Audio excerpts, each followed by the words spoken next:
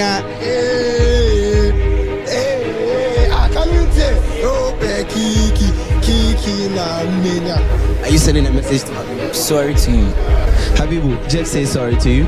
I think it's a bragging right, so he needs to say something that can motivate him. So when we are on the hot seat, we will see the winner. How did you say it? There was a lot of pressure. People were screaming behind. It was just a new experience. You're in the last four. Do you think you'll be able to win it? Yeah, sure. I'm winning. I need the money for my, upcoming new video shoot. I'm up and coming art. So yeah, I'm taking you. Who do you think you are? Your phone will be smart. Google, dude, me and this.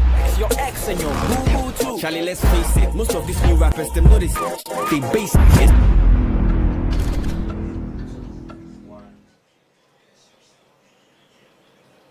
Well, so the competition started with 8 gamers, and today we've been able to have them to 4 who are going straight into the semi-final of the maiden edition of GGC Esports Hall of Fame competition here from the studios of GGC. My name is Prince Owusu-Ansah.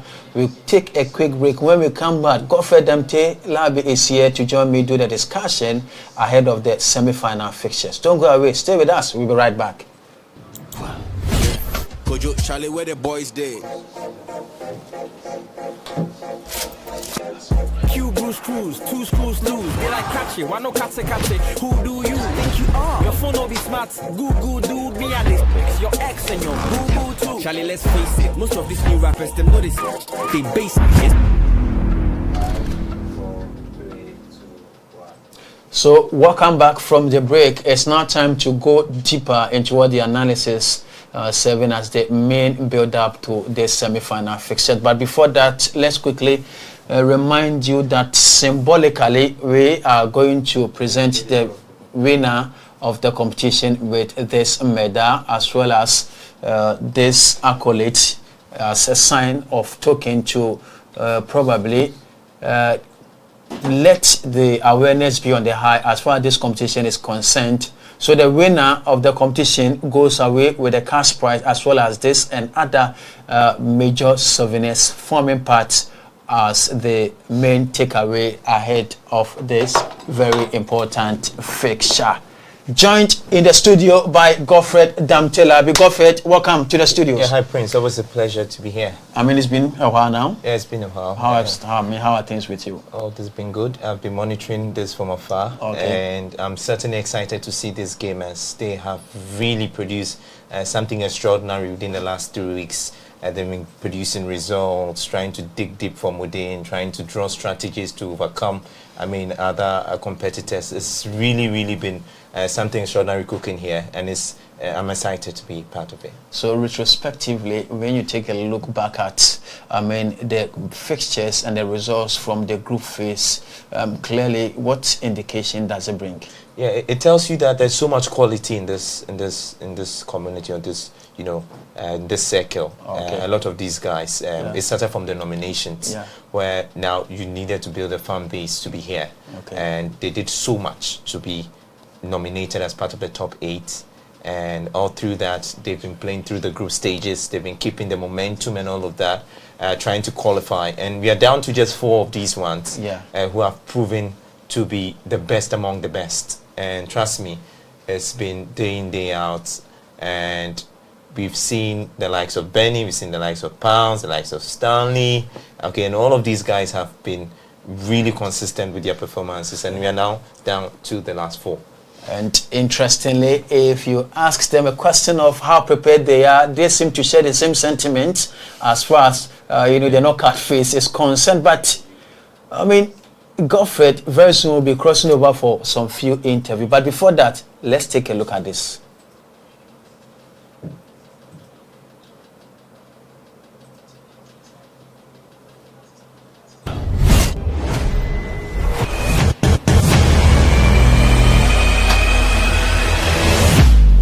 So my name is Tyler. Yeah, my name is Tyler. My name is Pounds. Hi, my name is Mr. Benny. As you all know, most of you call me Mr. B. Coming into this tournament, I was expecting that I would give my best and then make it out of the group stages. So with my toughest match, Pounds. I didn't really know anybody when I was coming, but I mean, I had the hope that I can dominate because, I mean, I play with a lot of people online and in person. And yeah, my toughest opponent was Stanley. I mean, we played quite a tough match. I mean, he won 2-1, but I mean, I fought back. I mean, he was leading 2-0 when I equalized one, but the time was almost up. So he was the only toughest opponent I faced. In the next stage, I'm hoping to win my semi-finals match and also win the finals. I wasn't familiar with any of them, and there was no difficult match. I'm not sure it's good. I do watch his game. I didn't even bother to watch his game because I know that's soft. There's a saying, I'll grow on FM. I'll be any form. I'll be any form. So I lost my final game to Pounds. Yeah, and that's the cheapest opponent too. So if you can lose your final game to Pounds, let's imagine. Pounds is just so soft. I wish you are the best. No, you have to wish him the best.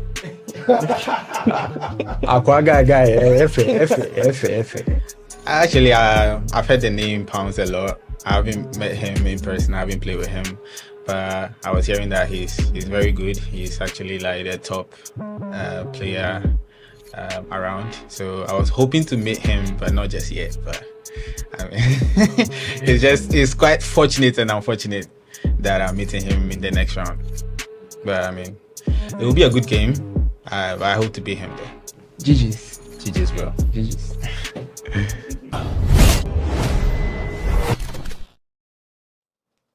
Well, so the talk is over.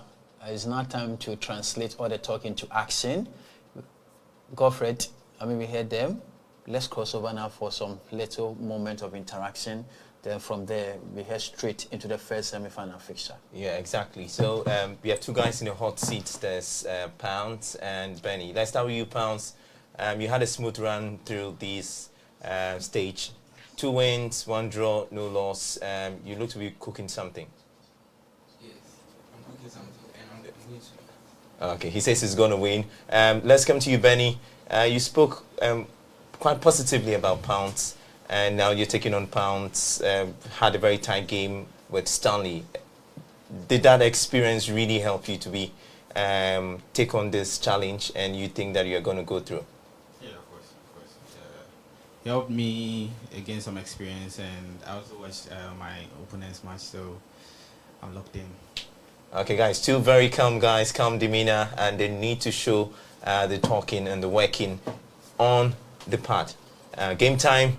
Back to you, Prince. Well, so it's now time to show working with your skills after the talk and all the chilling moments are over. It's now time to translate exactly what they express themselves as to be their main thought into full action here. It's game time, and it's the first semi-final fixture involving Pounds and Benny. And interestingly, Pounds is using Paris Saint-Germain and Benny is using Real Madrid. Godfred Damtelabi will take us through the moment of commentary. And so you're welcome to this grand stage. It is the first semi-final game in this GGC Esports Championship. It's the Hall of Fame tournament, and it is Pounds who is up against Benny. Pounds is taken to PSG, who are playing from right to left in the blue-black outfit. Tries to cut one in, seized there by Real Madrid, and it's Benny that recovers brilliantly as he pushes his charges down to Bellingham, who finds Valverde. Twist and turns. Now to the center circle. Tries to create some space. Cavallal. Militao. And now it's Rodrigo, who's charging down the byline, down to the inside, set one up for Valverde. It's 1-on-1 with the goalkeeper, that cheeky lob. And uncharacteristic of a moment where a goalkeeper gets the better of the player in that 1-on-1 situation. And it is Benny looking to threaten Prince. I mean, he could have done better. He had all the time in this world. Instead of lobbing, I think if he had gone a straight shot, it would have been a better option than what he did. But still more minutes to be played, and he still has ample time to decide on what to do next. Yeah, some 14 minutes, 15 minutes into this game. Still 0-0. It's Benny up against Pounds as they look for just the way to come up on top in the first leg in this first half. Now to the right-hand side is the way. Dewey down the byline, twisting tense, reverse run, now to the edge of the penalty box. Dembele, brilliant one, and what a save. I mean, the goalkeeper had it right, good direction, good intention, but without notwithstanding, I think defensively there was a little, lackluster performance there, and they need to up their game. Yes, and it's Vitinha who finds Carcella, picks up Marquinhos on the edge of the penalty box. Still PSG. Ouch!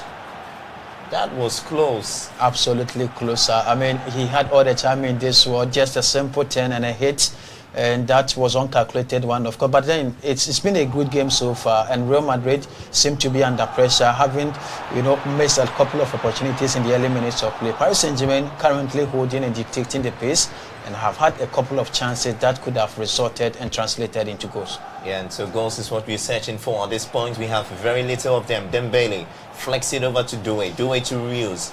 Rios tries to solve that puzzle, go through the maze. He finds Carcella, who is on the edge of the penalty box, looking to cut in with Vitinha. Ball sits from him now to Valverde and Rodrigo, as we still look to find the first goal, with gamers actively deploying all of their tactics.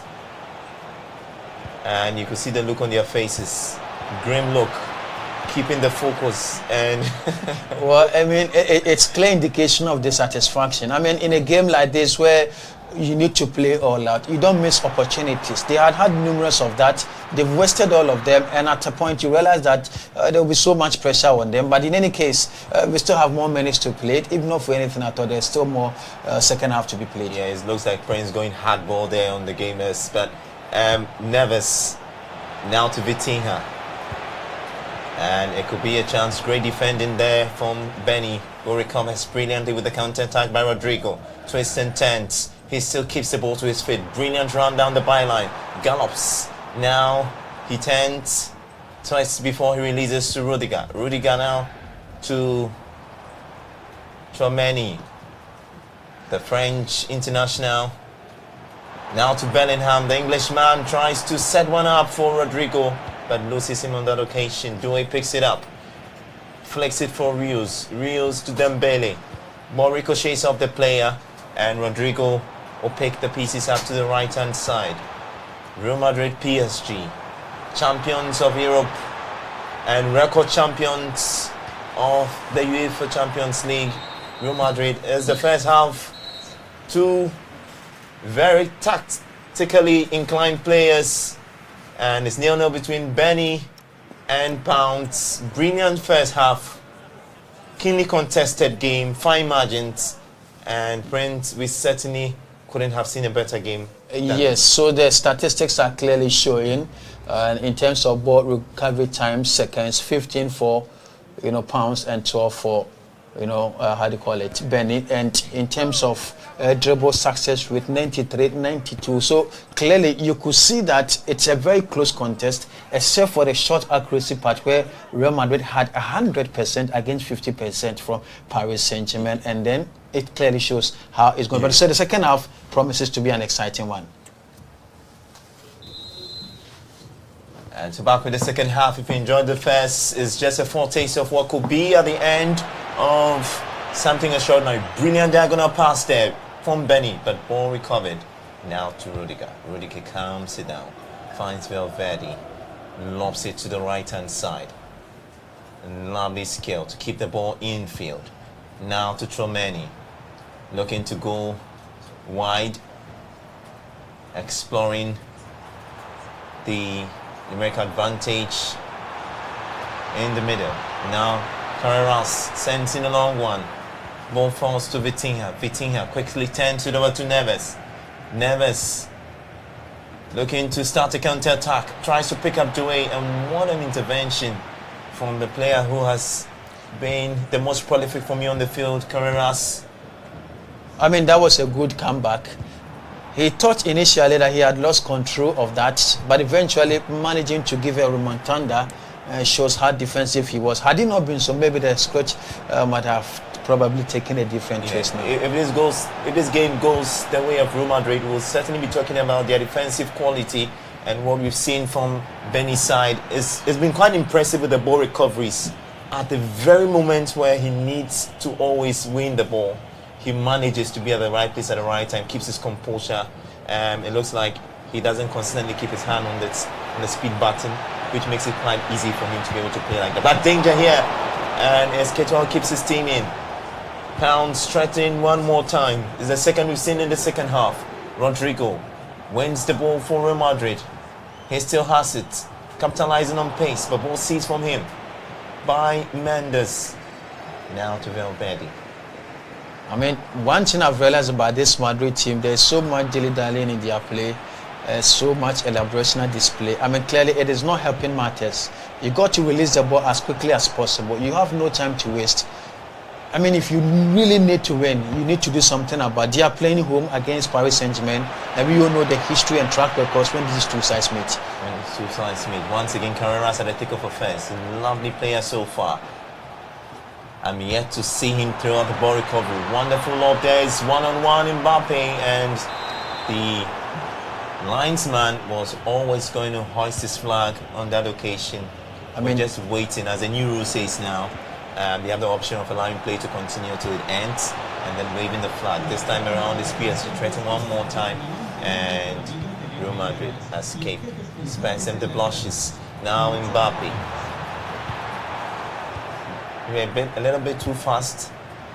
Yeah, I mean, it's been a nice game to watch so far. We're just about 15 minutes to the end of duration and no goal to either side. It tells you how keenly this contest has been. But then, in all situations, we need to, also appreciate the fact that Real Madrid have been very solid defensively. Attacking-wise, Paris Saint-Germain have been better. And finally, they get the goal. And so there we go. It's Pounds who finds the first goal. He needed 78 minutes to do that. And the jubilation from that bench. Brilliant goal. Right bottom corner. And you could see that go one more time. Had to cut in slightly, work that angle down, and then bury the ball in the bottom corner. Brilliant goal there. It looks like that goal was scored by Dembele. And PSG go 1-0 ahead. It's Pounds who draw first blood to open the game up in this contest. 81 minutes. And the scoreline, PSG 1, Real Madrid 0. They kept asking the questions attacking-wise, and they got the answers. And it's Real Madrid that threatened in frustrating fashion.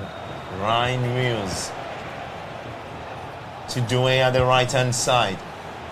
Looking to find a second. Dembele, goal scorer.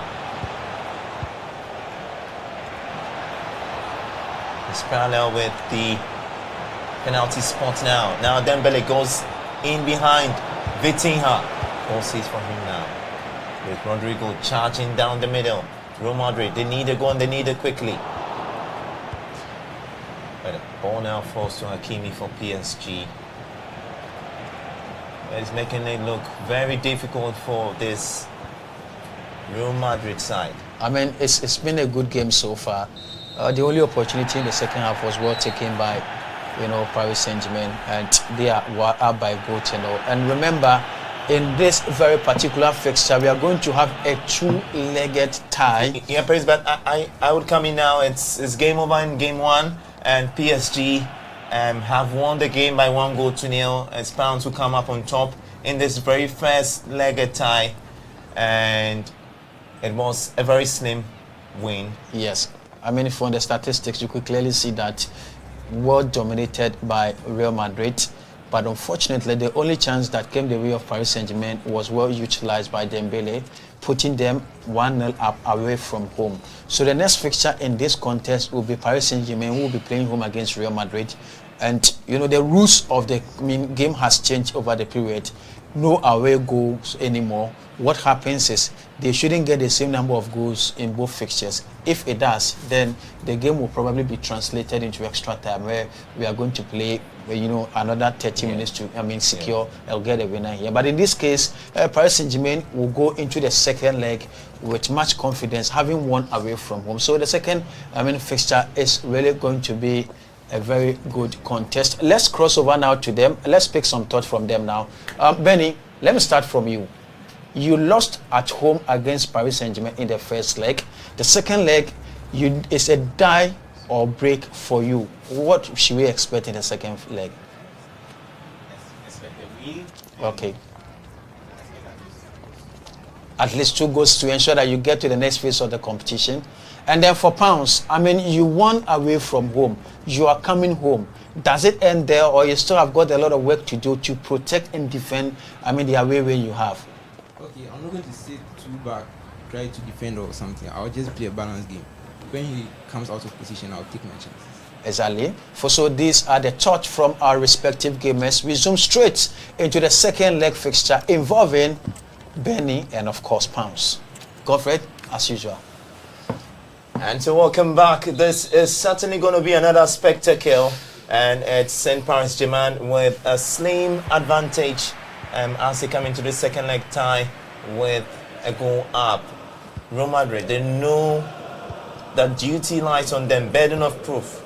You need to qualify, then show that you're the team that can get the goals, and we'll be hoping to see just that and more. Join in comment position, my prince, also enter my name, Godfred, and here we go.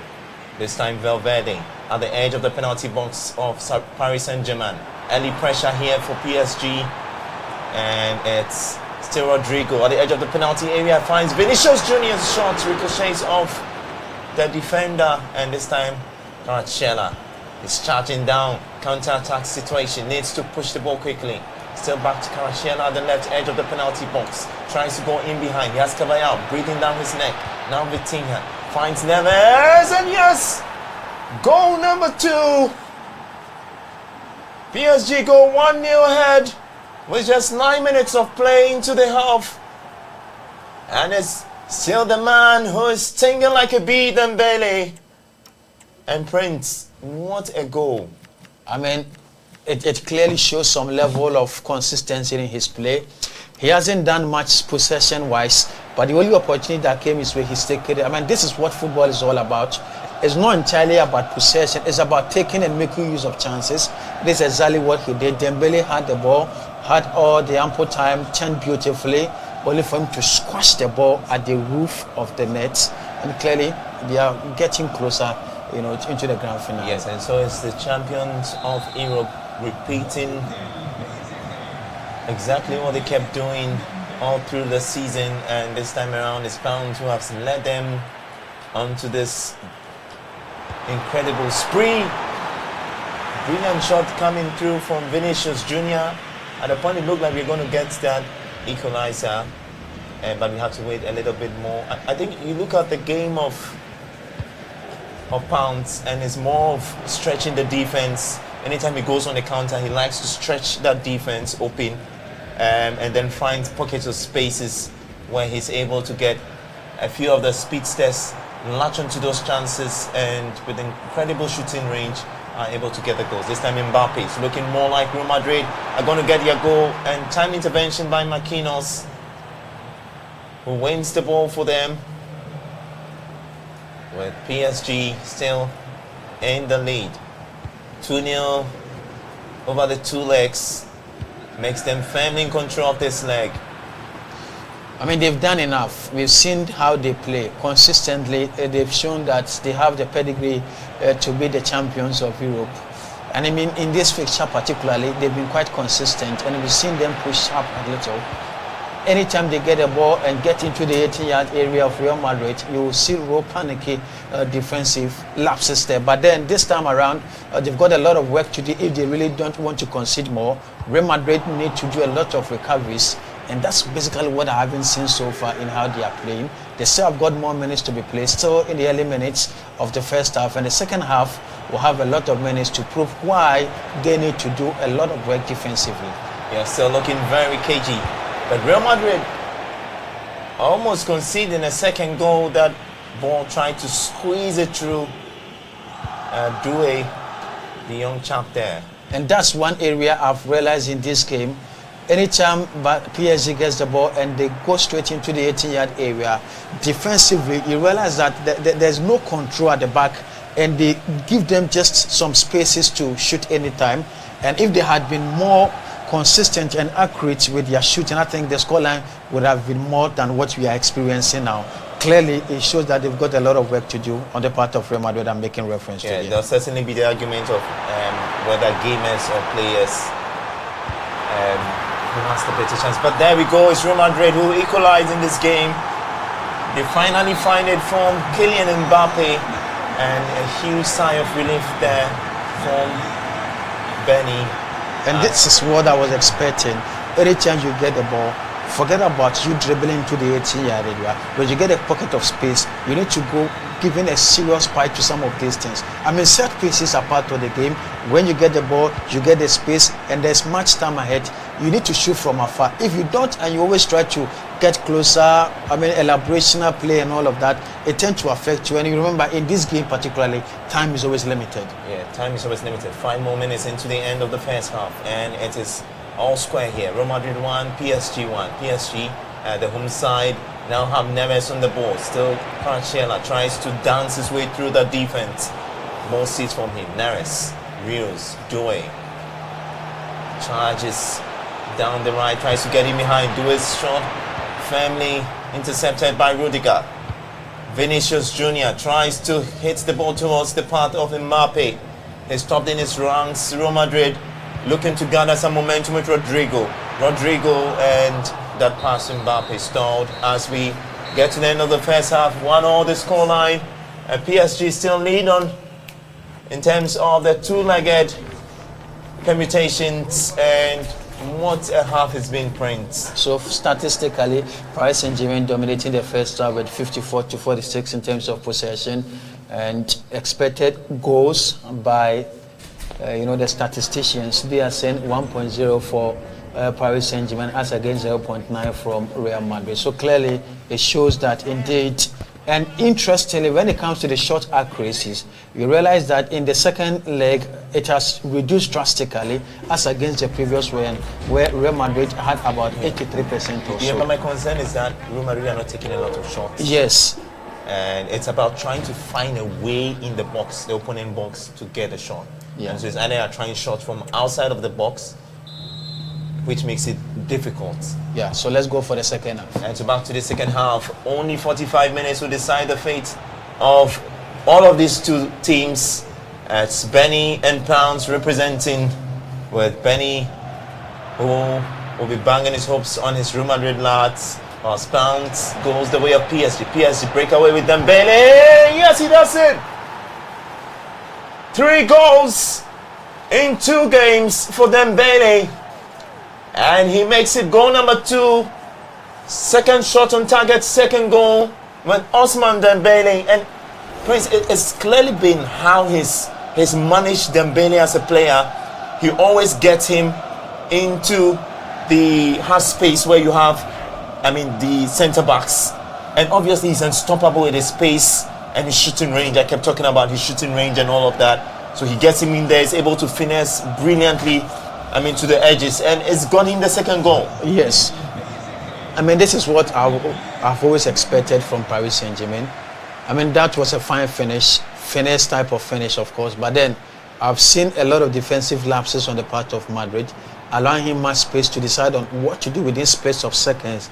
Tells you how symbolic they've been defensively. I think they need to up their game if they really don't want to concede more. Yeah, they really don't want to concede, but this time around Dembele tries to break away. He stopped perfectly. Valverde, he needs to be magician. Also stopped by Ryan Mendes, very stubborn, staunch fullback who has been the talk of town lately when it comes to global football. Now Caballero, Vinicius Jr. I've barely seen Vinicius in the game print. He's not really exploited his pace. Vinicius, elaboration on the ball. Neres sets it up for Dembele. Dembele to Doué. Diagonal run from Doué. Dembele. Still on the ball. Rios to Dembele again. He needs to set it up. Yes, goal! Number 3. And it's certainly game over. This is gradually becoming a very whitewashing fixture. I wasn't expecting this at all. The second half has been an easy all-round for Pounds and Paris Saint-Germain. This is what we call comprehensive trouncing. I mean, yeah, but Prince, I told you about the anxiety when it comes to the knockout phases, and we are seeing it play out here. It's not just about whether you can stand a player, it's more about how you handle the anxiety. And you can see that both players tried to study each other in the first fixture. I mean, they wanted to try and then, understand the thinking pattern when it comes to how they play their football. And you saw this really come out in the second leg, where we are seeing the go all out. It's been more of like end-to-end action. But Drouet breaks away one more time. Can he make this goal number 4? Ball sees from him. Courtois wins the ball for Real Madrid. Still some 25 minutes, which is so much that football can give you. Neres, Rios, Dembele, twisting tense Dembele. Sets up. Dembele again! Goal number 4. And how is he doing this? A hat-trick for Ousmane Dembele, the Ballon d'Or winner, who is turned.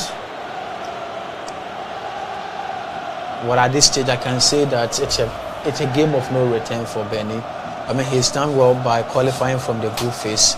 He was very hopeful of a comeback in the second leg, but unfortunately, things have rather, gotten worse for him instead of better. But it's game. It happens all the time. So it happens all the time. Coach's instructions not really materializing, and it's looking more like a PSG fanfare now. Bellingham looking to spare them the blushes, trying to reduce the goal scoring, and he's done it. They halve their deficit. 4-2 the scoreline. Real Madrid looking to mount an impossible comeback, which should have been, or which will be, one of the biggest stories of the GGC Esports Hall of Fame tournament. After this game, we'll be seeing Stanley take on Sila in another blockbuster, and you want to stick and stay with us. And so this time around, Doué, 80th minute mark. PSG lead by 4 goals to 2, 5 goals to 2 on aggregate, which means that if it stays like this, technically they will be making it to the grand finale. But Bellingham on the ball for Real Madrid, looking for spaces.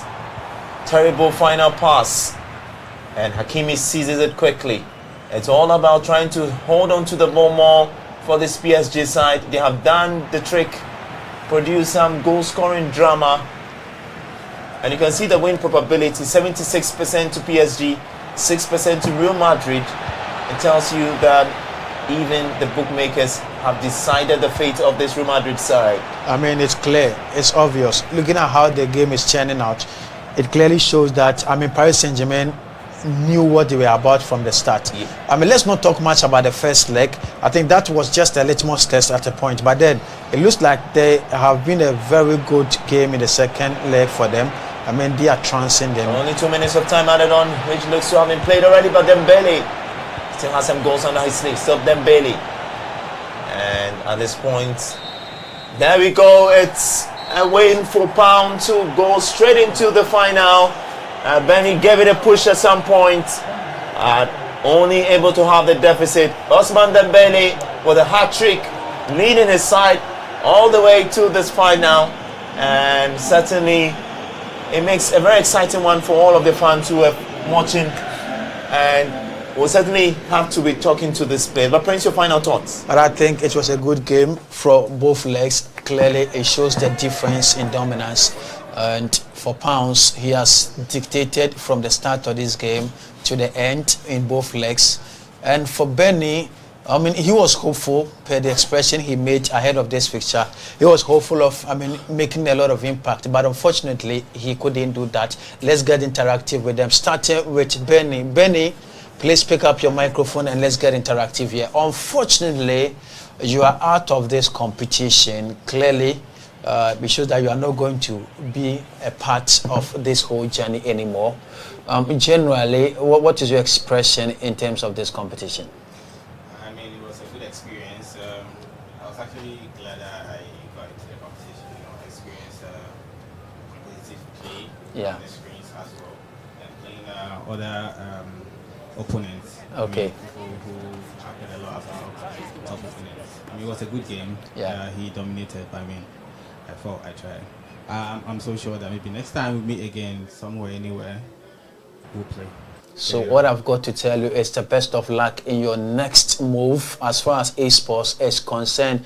Mr. Pounds, congratulations in the first place. Thank you. Good. You have set the pace and you seem to come up with a different standard altogether. You have won in the semi-final. By any means possible, at least you are leaving this place with something. Generally, what has the journey or in this competition been to you? How does it, how has it been to you? It's been very competitive. Okay. And I like playing competitive games, so I go to like several tournaments and things. So I'm having a little experience, so I'll build on that to win this tournament. You'll build on the previous experience to win this very tournament.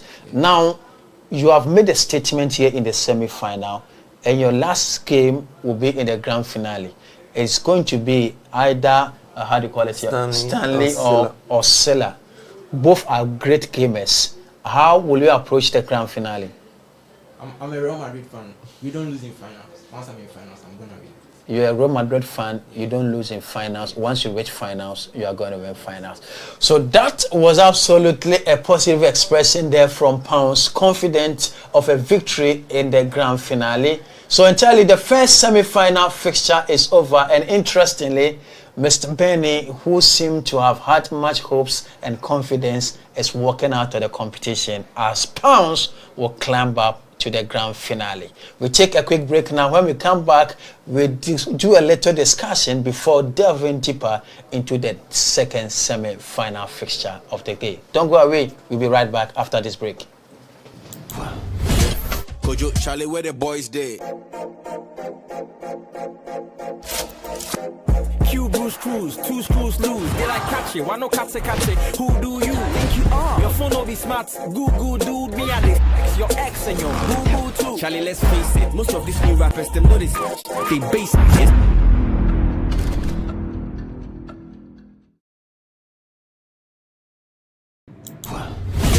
Kojo, Charlie, where the boys day? Q Bruce Cruz, two screws loose. They like catch it, why no catch it? Who do you think you are? Your phone will be smart, Google dude, me and this your ex and your boo-boo too. Charlie, let's face it, most of these new rappers, them know this, they base it.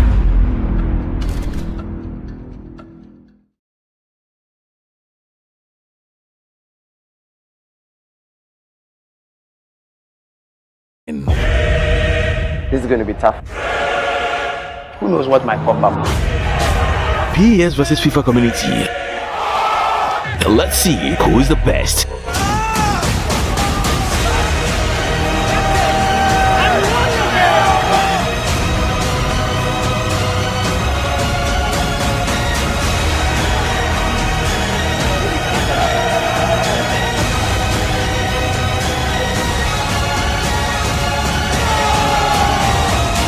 Let's do this. This game is proudly sponsored by NASCO and Innova Trust Holding, supported by Questa TV, Electron and Ghana Limited. Is he going to punish them here? Well, pace is not my thing. Kojo, Charlie, where the boys day? Q Bruce Cruz, two screws loose. They like catch it, why no catch it? Who do you think you are? Your phone will be smart, Google dude, me and this your ex and your boo-boo too. Charlie, let's face it, most of these new rappers, them know this, they base it. Also, pounced on Benny in the first semi-final fixture in a 5-2 thriller in both legs. And Pounds has already booked a place in the grand finale. Very soon we'll be going for the second semi-final fixture, and interesting, it's going to be a game involving the man himself, and most people prefer to call him man of the moment. Yeah, man of the moment, certainly. Yes, I mean Stanley K versus Sila. What a fixture we have, and I mean Godfrey, what are we expecting in this very particular fixture? Yeah, I think that all eyes are certainly going to be on Stanley because of of what he's had. You can't call it a fairy tale now. Okay. And he's shown that he has quality. He topped his group. Yeah. And talk of Salah, he seems to be of so much confidence. I heard him after he had lost £2 during the group phase. He seems to be bubbling with confidence as well. And as I said, the first half of the first fixture is certainly going to give us an understanding or a foretaste of what these players bring to bear. It's all about goals. It's all about results. I mean, aside the brilliant play, they need to be able to translate it. And that is exactly what we are looking to be able to do in this tournament. Create excitement for the fans, be able to grind the results, be able to get your hands on the trophy. Can they do that? That's the question we keep asking ourselves. So this is for the winner at the end of the competition. So we're going to have Stanley K versus Salah in the second semi-final fixture of this maiden edition of Esports Hall of Fame competition. And for Stanley K, he topped Group A with 7 points. And that was an interesting one, of course, because he never lost a match. And for Salah had 6 points from Group B. And, I mean, he served as the first runners-up in that group. And as we do, we crisscross when it comes to the pairing. So it was just a straightforward pairing between the two. Godfred, let's cross over to them now and have some interaction with them ahead of this fixture. Pick some few opinions before we delve straight into the, the second semi-final fixture itself. So let's start with the conversation now. So we have two gentlemen in the hot seat. I'm going to start with Salah, who is seated here. I seem to be composed, unlike what I usually would see when he's doing his pre-match, conversations and all of that. How are you feeling?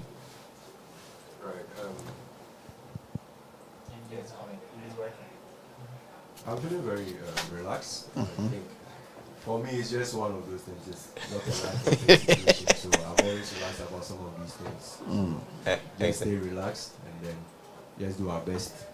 I mean, I've seen Stanley's game, so I'm not really bothered too much. Yeah, Okay, great. He says he's seen Stanley's game, but just a final one from you. You have come up against some top opposition, and I remember the remark you passed about pounds. That means that you feel that at some point in time you'll be able to break them. And Stanley says before you, is it just the day you feel it will happen? It's possible. It's possible, he says. Okay, so now back to you, Stanley. You are the guy that, how you even got into this tournament in terms of the nominations and all of that. Many people felt, but he was lucky. I'm still wondering how, because you see, the very first day he came here, he told me that he has come here to beat everyone. Yes. And interesting, he's been able to live up to his exactly. words. So maybe we will force you to say something. What do you think will happen in this fixture? Yes.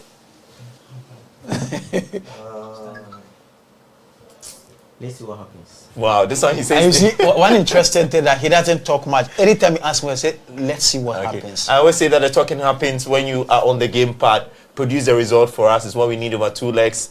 Prince, it's game time. It's game time now. So we're going to have, Stanley K up against Salah. Stanley K using Paris Saint-Germain, and Salah will use Bayern Munich in this very fixture. Remember that it's going to be a 2-legged fixture, home and away. And after that, we do the overall comparison to see who will have the advantage over the other in terms of goals accumulated.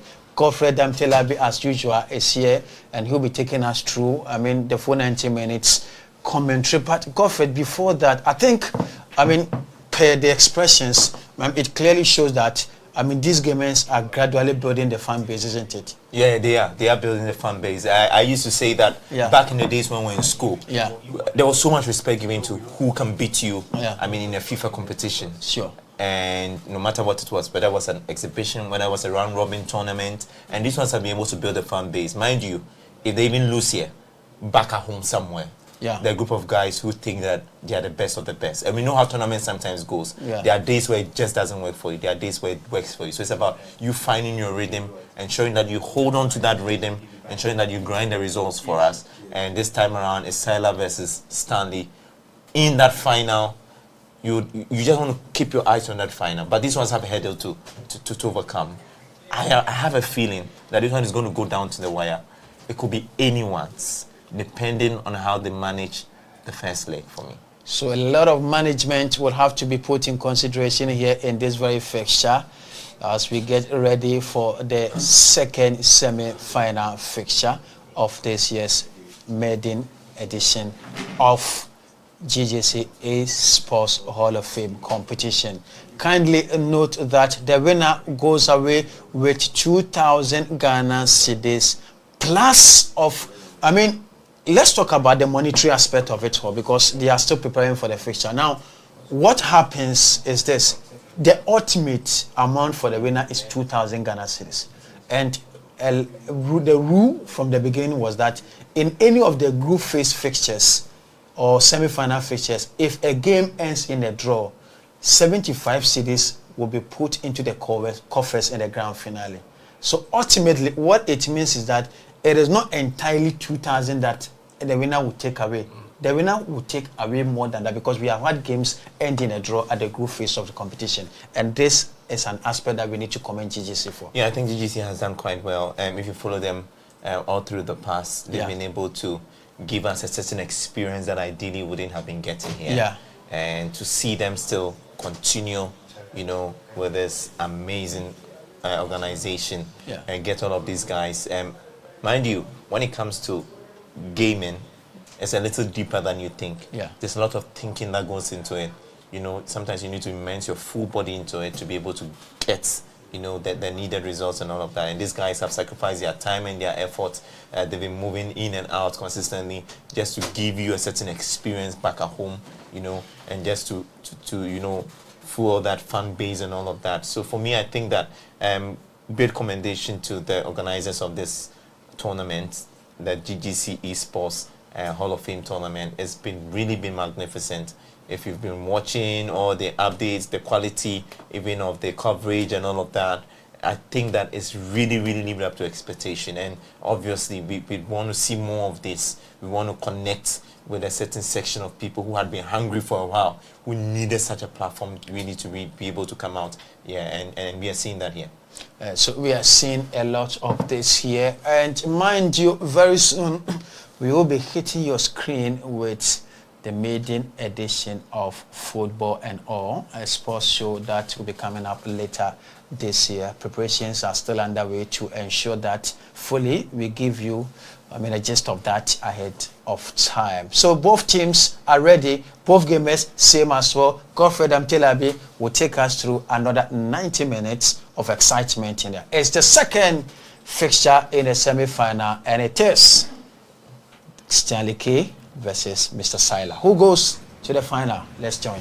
And so warm welcome to you from wherever you're watching us from around the world, in Ghana and everywhere. This one is action from the Allianz Arena, all down in Germany, and it is Bayern Munich up against PSG. Not so many opponents come here to grind results. The last time we did see it was Atletico Madrid very recently that were able to do that, and obviously hopefully Bayern Munich come out on top. And this time around it's still as Bayern.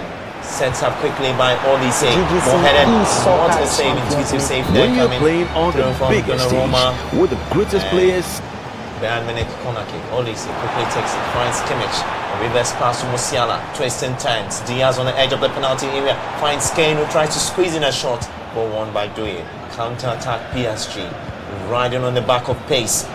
Slots in the ball to Carcella, who is one-on-one with the goalkeeper. This could be goal number one. What a save! Manuel Neuer gets a touch to the ball uncharacteristically. This one is doing it one more time. Corner kick advantage PSG. Looking to get an away goal, which certainly will not count due to the format of the tournament. But a goal is a goal which goes into the basket and sends you closer to a victory. This one, Doué. Finds Vitinha through. Oh, what a save again. Neuer, 2 saves in 14 minutes. And Prince is doing the magic for Bayern Munich already. I'm beginning to experience some loving moment in this game so far. And clearly you could say that Stanley K is up and ready for what has been a fixture. That is clearly showing a very good game here for both teams. Yes, until it's 17 minutes. into this first leg in tie between Silla and Stanley. And it's 0-0. Both players trying to understand each other, even as the attack reaches forward. Diaz goes through, ball seized from him by Hakimi, the Moroccan. Was very much in the thick of affairs during the World Cup, the Mexican mayhem that got Portugal booted out and saw them slide through to the semi-final, becoming the first African side that did that. But this time around, Kvaratskhelia, PSG looking to cause some chaos, but Bayern, still the very Bayern we know, possessing the ball brilliantly. Rough pass. Vitinha seizes it from Olise. Vitinha, brilliant way to tee up with this man. Sets it up for Lima. Lima at the edge of the penalty box of Bayern Munich. Tries to carefully dazzle on the ball. Neres, Dembele.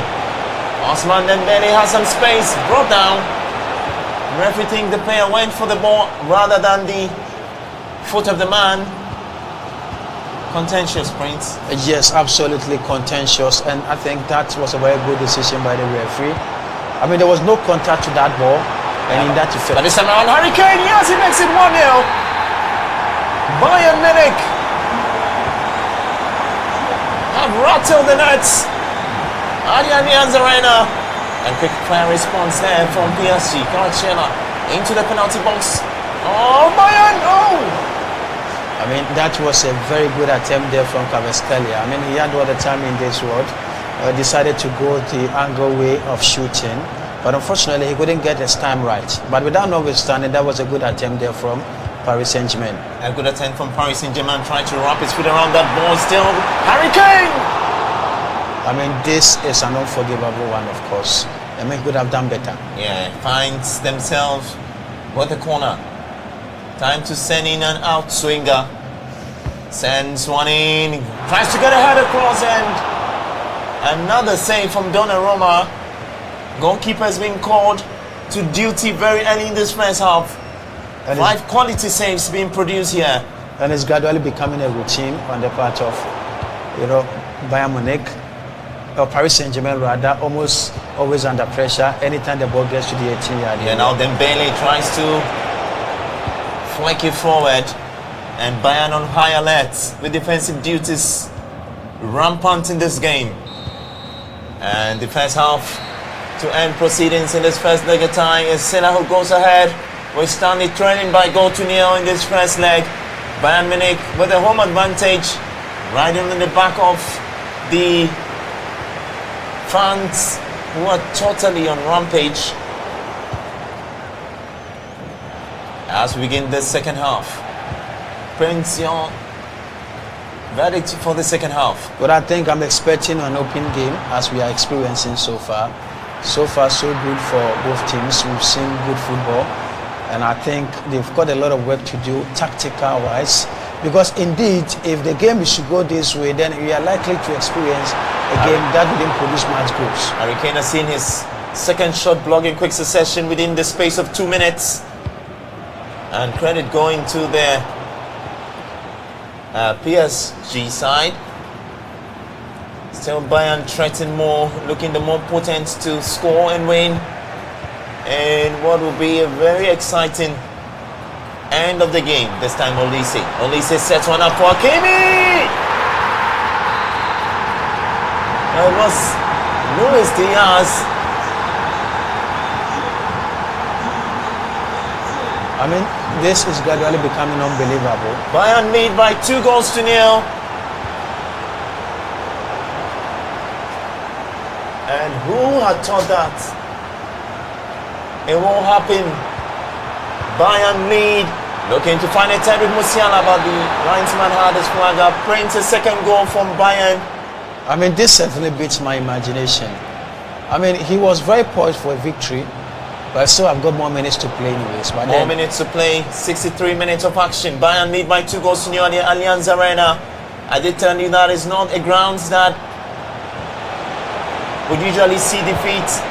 Very few instances we have seen in that final where the penalty shootout broke the hearts of Germans. I can't remember how the likes of Philip Lam kept saying that it was a moment of horror. Mendes, PSG, French champions, European champions, 2-0. Goretzka on the ball for Bayern. Harry Kane causing a lot of chaos. Diaz 3. Magnificent.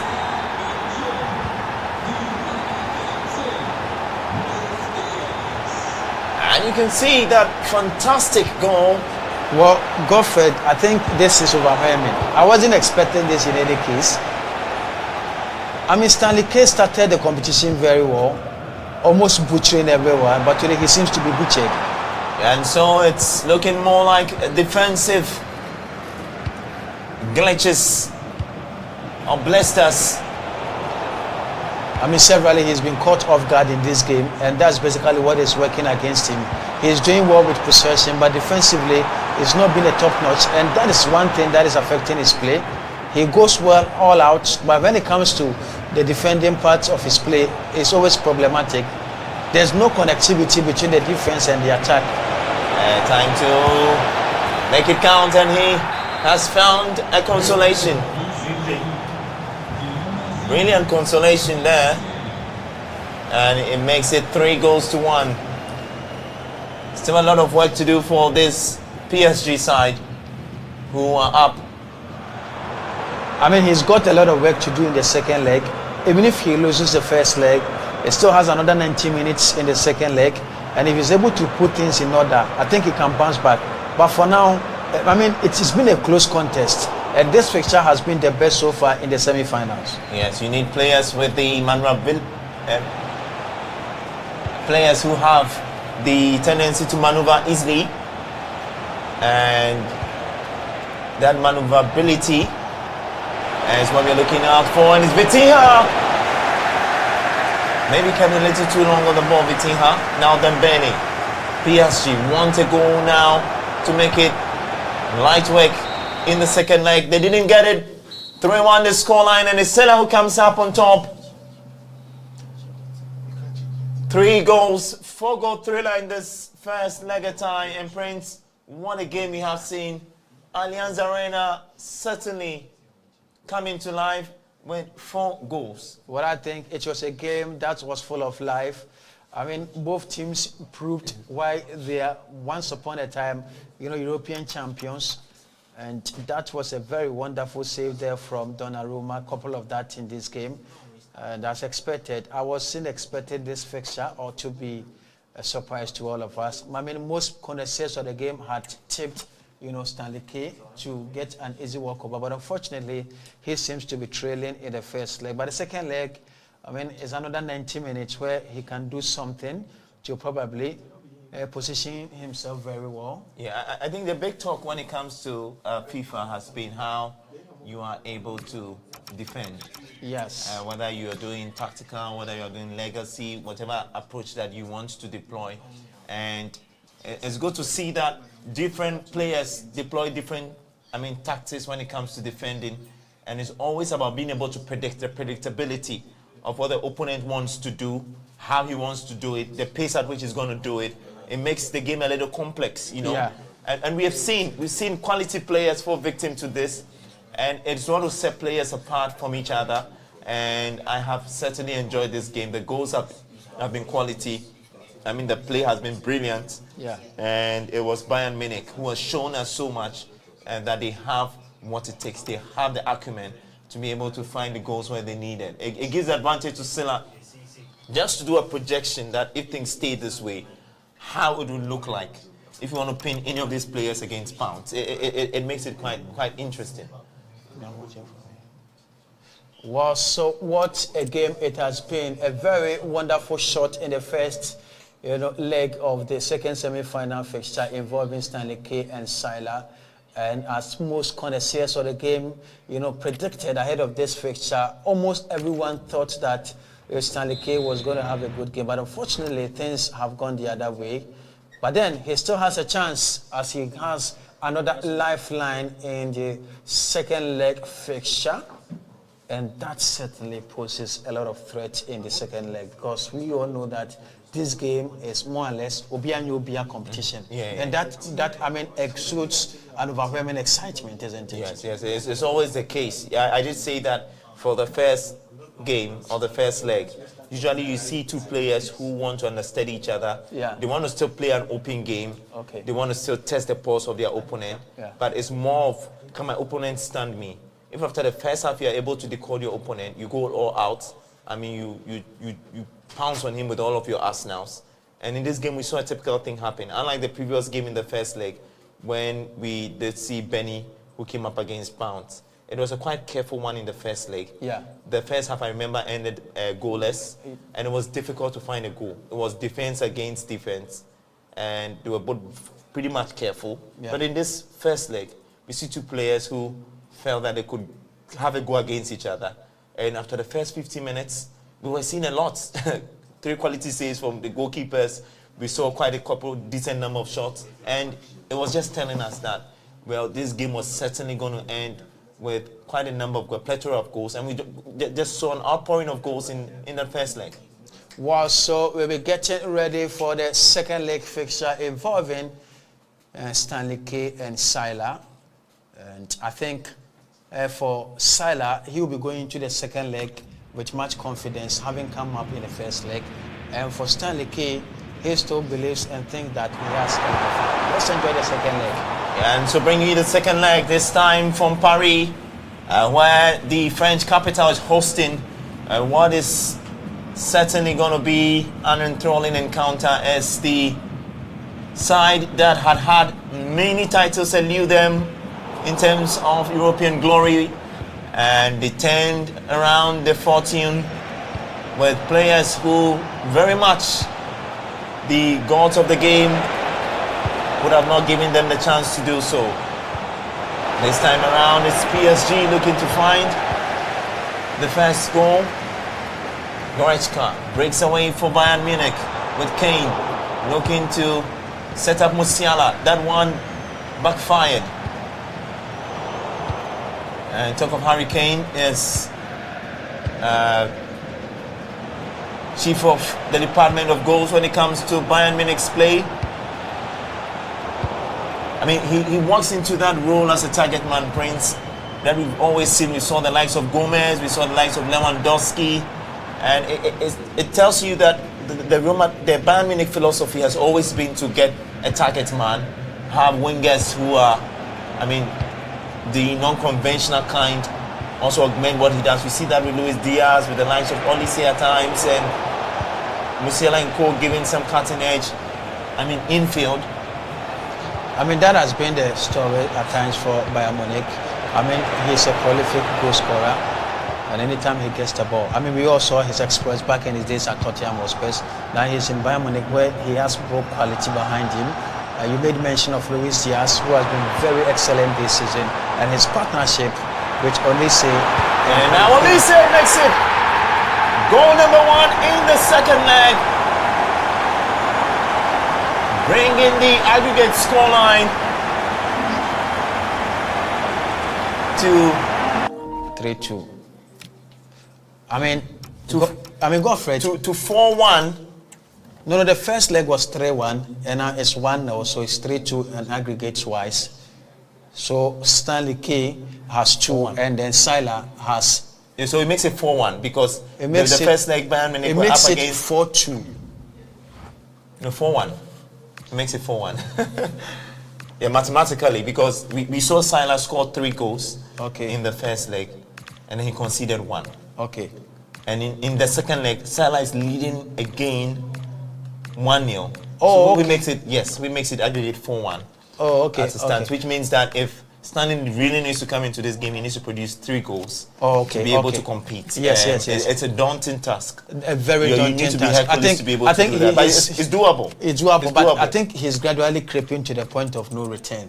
I mean, that's a fact, because for you to concede 4-1 against someone who is at par with you in terms of strength and resilience, it's always going to be difficult. I told you about the dynamics, and you want to keep your eyes firmly on the dynamics when it comes to, games like this. I did tell you that in the group stages there was some comforts that these players had to go through. Now, when you get to the semi-final, there's a lot of anxiety that comes with it, because you know that your mistakes would count. Yeah. And that is what we are seeing here. Your mood, your mistakes, your decision making and all of that. And we've seen Bayern Munich who have been able to do that brilliantly. There were some changes being effected there. And this time around is Dembele. Sets up Vitinha.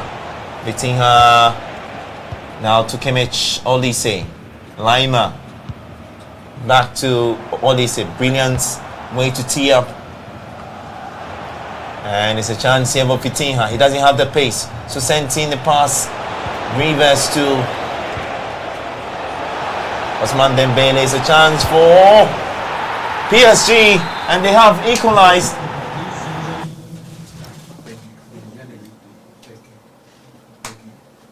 That was a magnificent finish. He's very hungry for goals. He wants to bounce back. And I think he's been able to reduce the deficit somehow to 2 now. Initially it was 3, but now it's 2. Yeah, it looks like PSG still has a lot under their sleeves. Getting in behind with Vitinha. Tries a pass. And then we're not exactly working. You look at how he set his team up, Prince, and talk of Stanley. He seemed to have moved Vitinha onto the flanks because of his the accuracy of his passing, which allows him to find infield players pretty much easier. And it seems to be working for him to some extent, I have seen. And we're hoping that it will materialize into goals that he wants to get. And this time around, Vitinha! Goal number 2! PSG have turned the game on its head in the first half. And it's Stanley who has responded to the critics. He's certainly not going out without a fight. And this one, Prince, I did tell you that this fixture is going to go down to the wire. And it was something I was predicting looking at the nature of these two players. And we are seeing it gradually playing out. Brilliant goal there. Exactly. Wonderful passing. How he got to move away from his marker. That was a very good attacking play there from Stanley K. Clearly you could see that he's very hungry. He needs to do a comeback.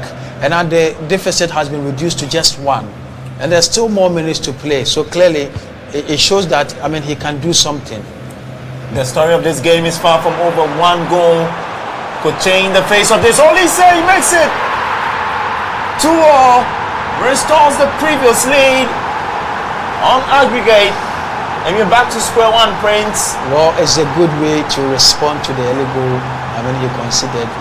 And it shows, I look at the excitement here from Vincent Kompany and the supporters as well.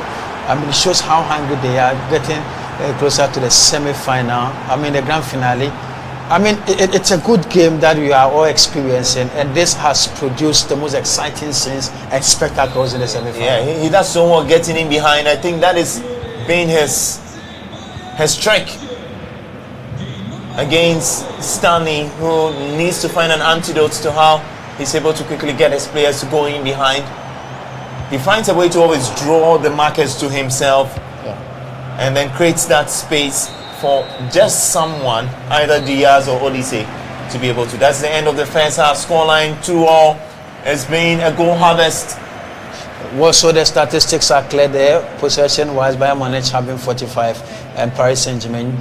Bayern Munich has 55, Paris Saint-Germain 45. And when it comes to the shot accuracy, it's 100-100. That's interesting, isn't it? And then pass accuracy, 91-87. Yeah, Prince, when you look at the passing, you get the sense that these two players are not so much concerned about, playing too well. It's about the goals. Yes. And it's a stage of the competition where you need the goals. Yeah. Keep it end to end, get the goals, keep moving, because at the end of the day, that will matter more than whatever you're going to do. So the 4 goals in the first half is equivalent to the number of goals they scored in the first leg, which was 4. And clearly, it showed that the second half has had more fireworks, more power, more precision, and more accuracy. And we're looking forward to a very exciting second half and the second leg of the second semi-final fixture. Go for it. Let's go with the second leg. So welcome to the second half. It's all we have left with us two.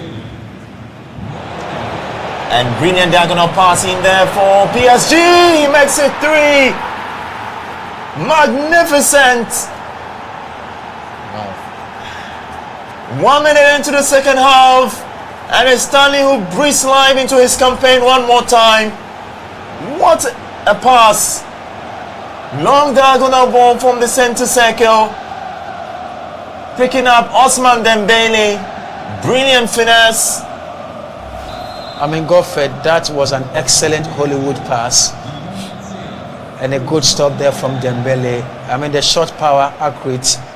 I mean, these are some of the exciting things we have all anticipated in this fixture. Yeah. He seemed to have thrown on Kolomwani in a quest to try and then find goals, adding pace to his attack.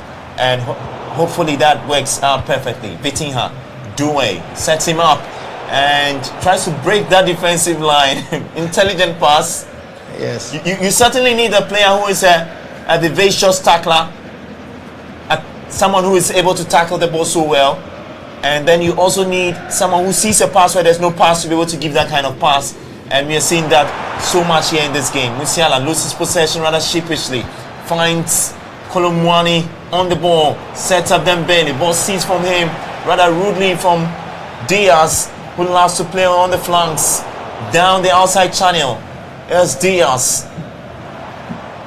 Try some trickery. Goretzka. Musiala. Diaz.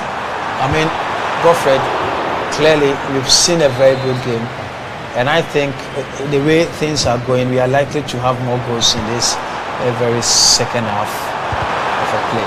What an interception, but the flag was always up. So Prince, it's good to say that this will be decided on goal aggregate, which means that the more goals you score, the more your chances of going through. But this time around, it's Dembele who looks to get this one. He makes it. Wow. It is Stanley. And once again, Osman Dembele. What a lob.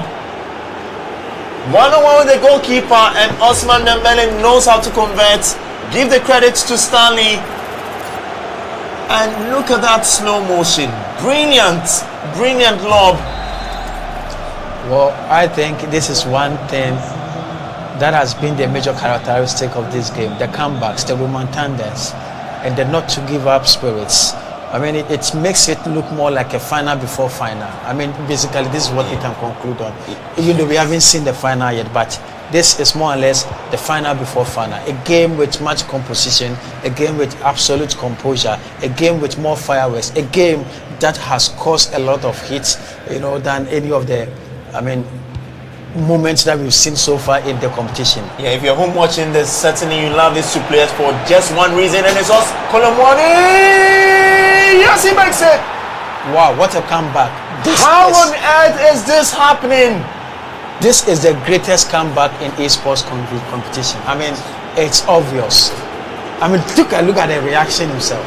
I mean, he doesn't believe it himself. He's asking himself, why? How was that possible? Under 25 minutes, Stanley has some way, somehow decided his fate in this competition. Wow.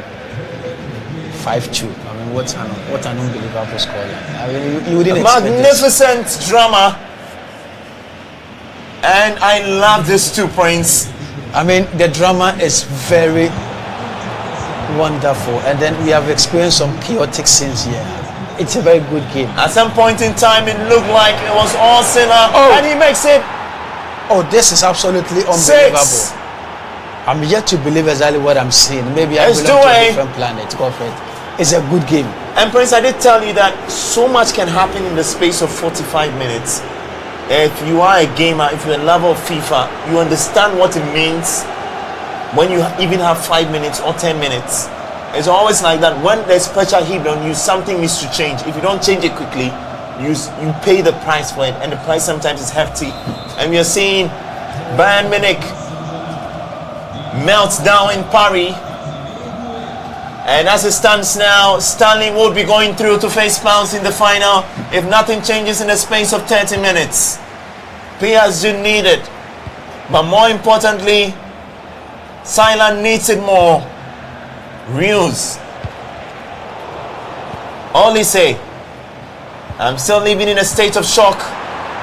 And this time around, Hurricane, he needs a goal to tell the story for his side. They are trailing. Kolomwani.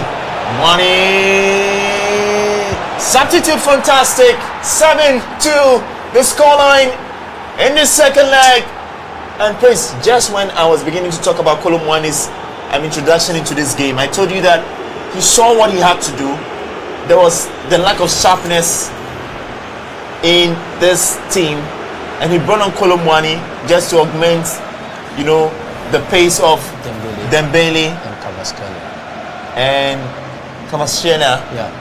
We are seeing that materialize tremendously in this game. You want to give Stanley the credit. When Stanley was mentioned initially in the group stages, what we're thinking about was how he was going to do all of this. And you realize that he's someone that is able to respond to circumstances. When things happen, he doesn't just react. He studies it. At a point, he had to switch parts. At a point, he had to do some changes, bring some changes, with respect to some of his tactical arrangements. And it's paid off. 7 goals is magnificent. Exactly. The story has been very magnificent for Stanley.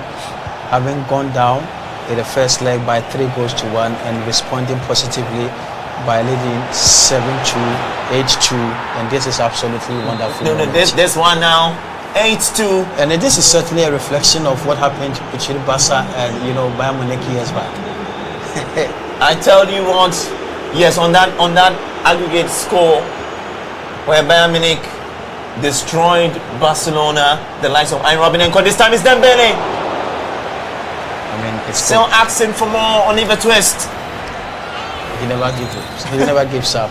That might be the last kick of this game. And PSG, what anger. And that is how it ends for these two lads. It is Stanley who finds a way to get himself into the final against Pounds. It began like somewhat impossible mission for him. In the second leg, he was down early. He did do his arrangements, came back to produce 8 goals, making it 8-2 at the end of it all. Prince, I am shocked. Exactly what a story it has been so far in the second fixture in the semi-final matches. First leg ended 3-1 in favor of Sila, but the second leg, Stanley K managed to turn things around by giving him 8-2, and the aggregate score for this very particular fixture is a thrilling 14 goals. What a moment that was. Let's cross over now to our gamers, starting from Sila. Sila, pick up your microphone. Let's get interactive here. Sila, unfortunately you couldn't protect your lead in the first leg, and the second leg you conceded as many as 8 goals with only 2 responses. What went wrong for you in the second leg? I would say maybe I lost concentration for a bit. Yeah, I'll just leave it like that. You lost concentration a bit? Yeah.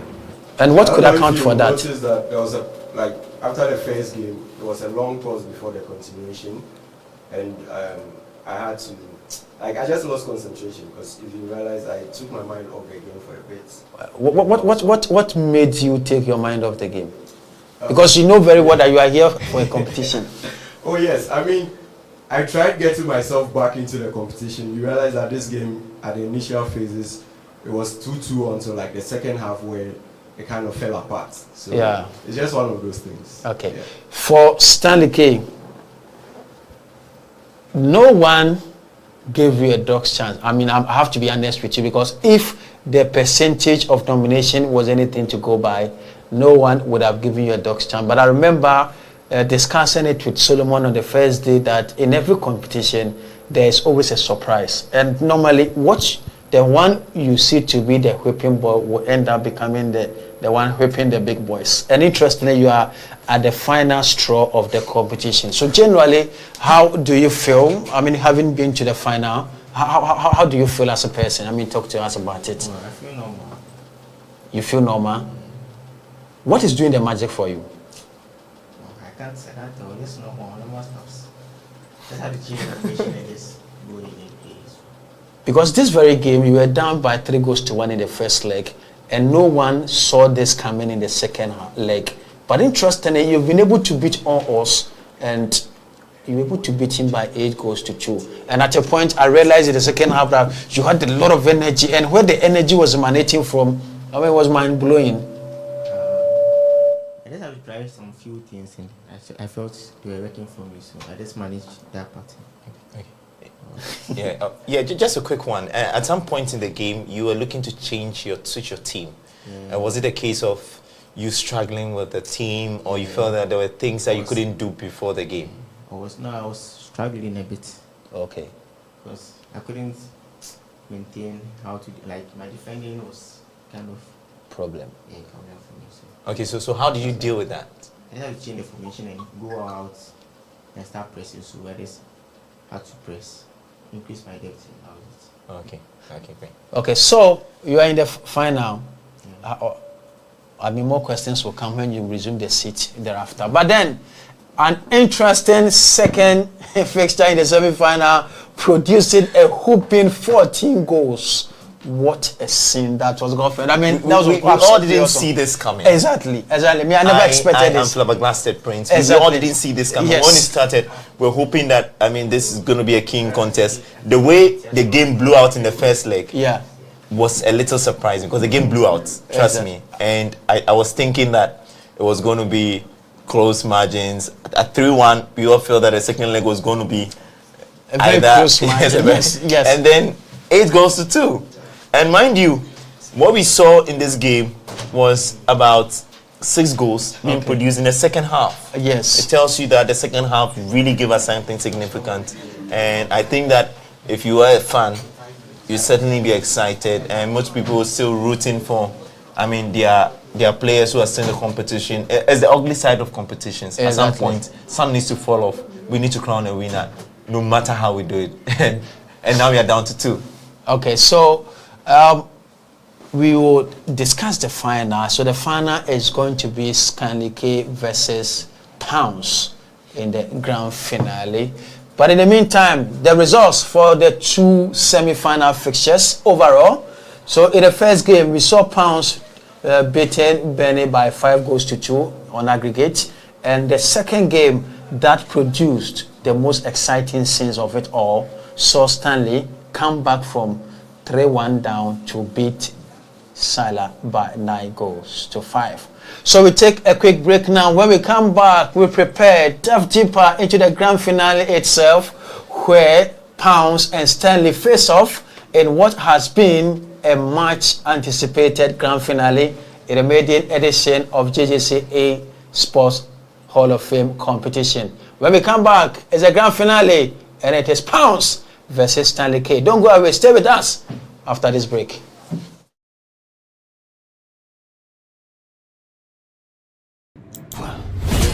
Kojo, Charlie, where the boys dey?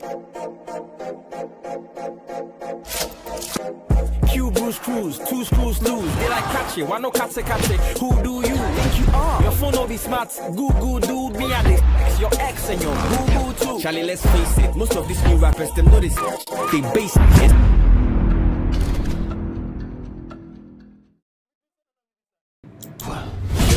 Kojo, Charlie, where the boys dey? Q Bruce Cruz, 2 screws loose. They like catch it, why no catch it? Who do you think you are? Your phone will be smart. Google dude, me and this. Your ex and your Google too. Charlie, let's face it. Most of these new rappers, them know this. They base it.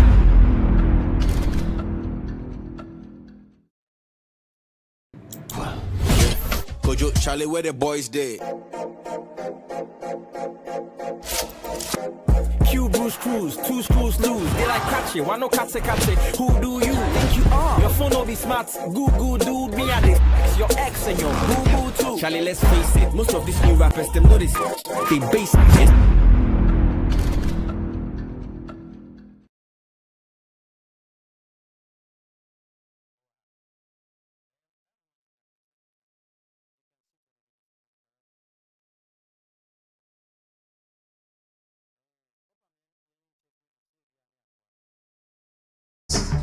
Known as the Mondial, also called the World Cup. And this year in 2022, it is happening in Qatar. But in here in Accra, Ghana, West Africa, we are having our own edition of the GGC Esports World Cup. I can hear you screaming out.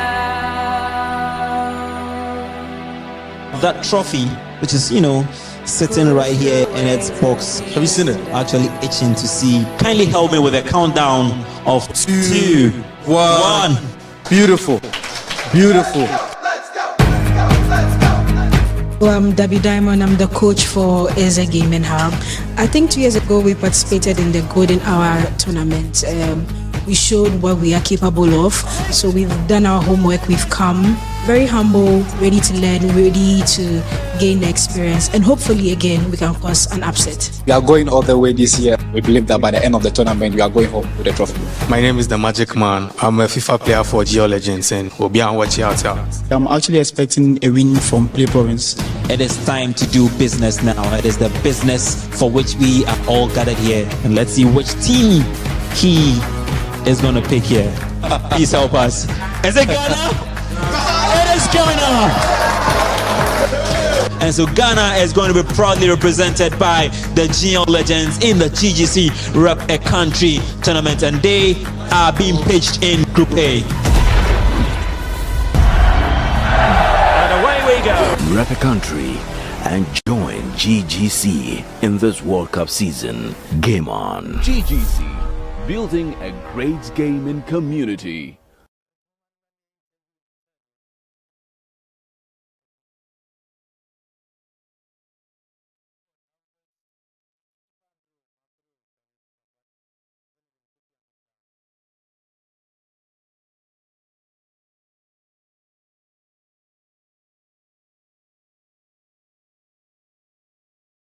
Welcome to another exciting day here in the Gigs Gaming City, and once again we are here to witness greatness. Once every 4 years since 1930, there is a global iconic event, of course known as the Mondial, also called the World Cup. And this year in 2022, it is happening in Qatar. But in here in Accra, Ghana, West Africa, we are having our own edition of the GGC Esports World Cup. I can hear you screaming out. That trophy, which is, sitting right here in its box. Have you seen it? Actually itching to see. Kindly help me with a countdown of 2, 1. Beautiful. Beautiful. I'm Debbie Diamond. I'm the coach for ESoccer Gaming Hub. I think 2 years ago we participated in the Golden Hour tournament. We showed what we are capable of. So we've done our homework. We've come very humble, ready to learn, ready to gain the experience, and hopefully again we can cause an upset. We are going all the way this year. We believe that by the end of the tournament we are going home with the trophy. My name is the Magic Man. I'm a FIFA player for Geo Legends and we'll be on watch out. I'm actually expecting a win from Play Province. It is time to do business now. It is the business for which we are all gathered here, and let's see which team he is going to pick here. Please help us. Is it Ghana? It is Ghana! And so Ghana is going to be proudly represented by the Geo Legends in the GGC Rep a Country tournament, and they are being pitched in Group A. And away we go. Rep a country and join GGC in this World Cup season. Sup, everybody.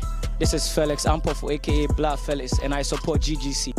I'm Paul Kevin Biney, Elizabeth C. I support GGC. My name is Bezo Alesquaponho.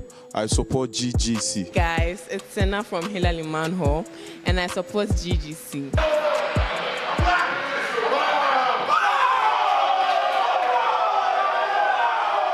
GGC, building a great gaming community.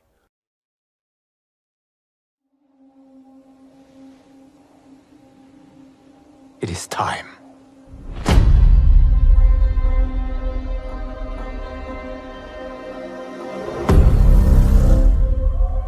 Time to wake up to a new reality. To a blank canvas that I have painted in with warmth and peace. In my new era, the choice is yours. Whether to live in quiet serenity or bloody strife.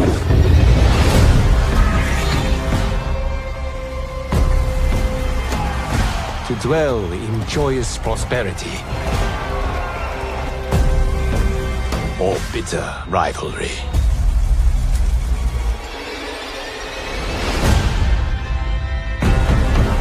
You can face each other as sworn enemies or united as brothers. But a storm is brewing, and soon you will discover that even in this new era, one constant remains.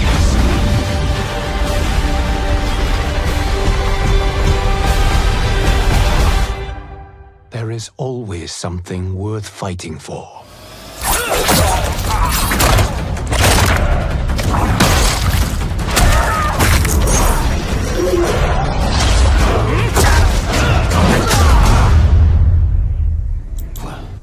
You have chosen to defy peace. Then you have chosen war with a god.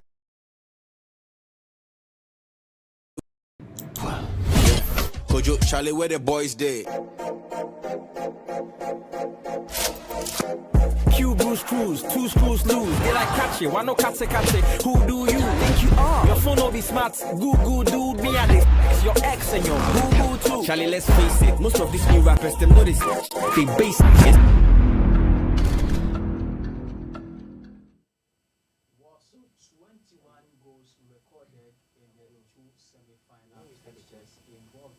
Four-legged ties, and that was an interesting number accumulation in terms of course. So we are here just building up to the grand finale itself, where we are going to have Stanley K, who topped Group A up against Pounds, who was also who also topped Group B.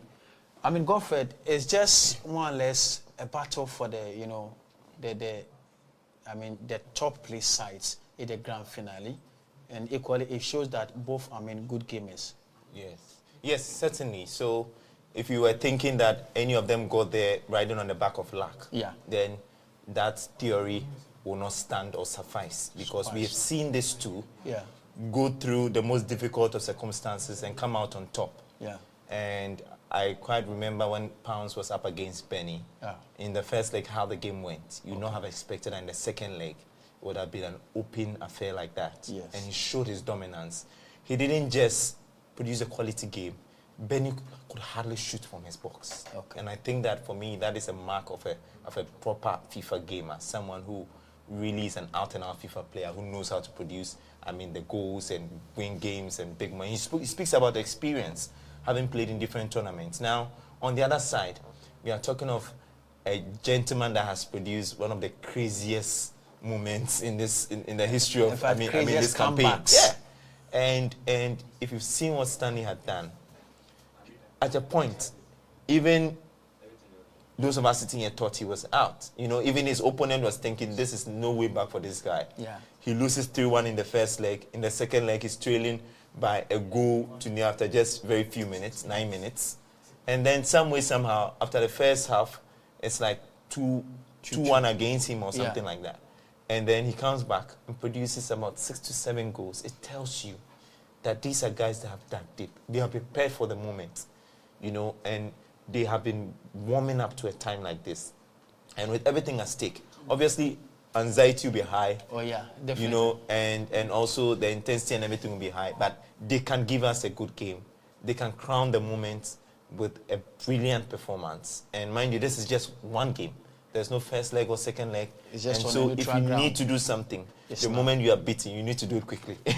What's so interestingly, the statistics are this. Now, in the first game, we had 7 goals recorded, but in the second game, the first 7 goals in the first game was twice the number of goals that was recorded. So ideally, what it means is that the first game that produced 7 goals, it was doubled in the second game. And this clearly shows that, this fixture is going to be a very keenly contested one.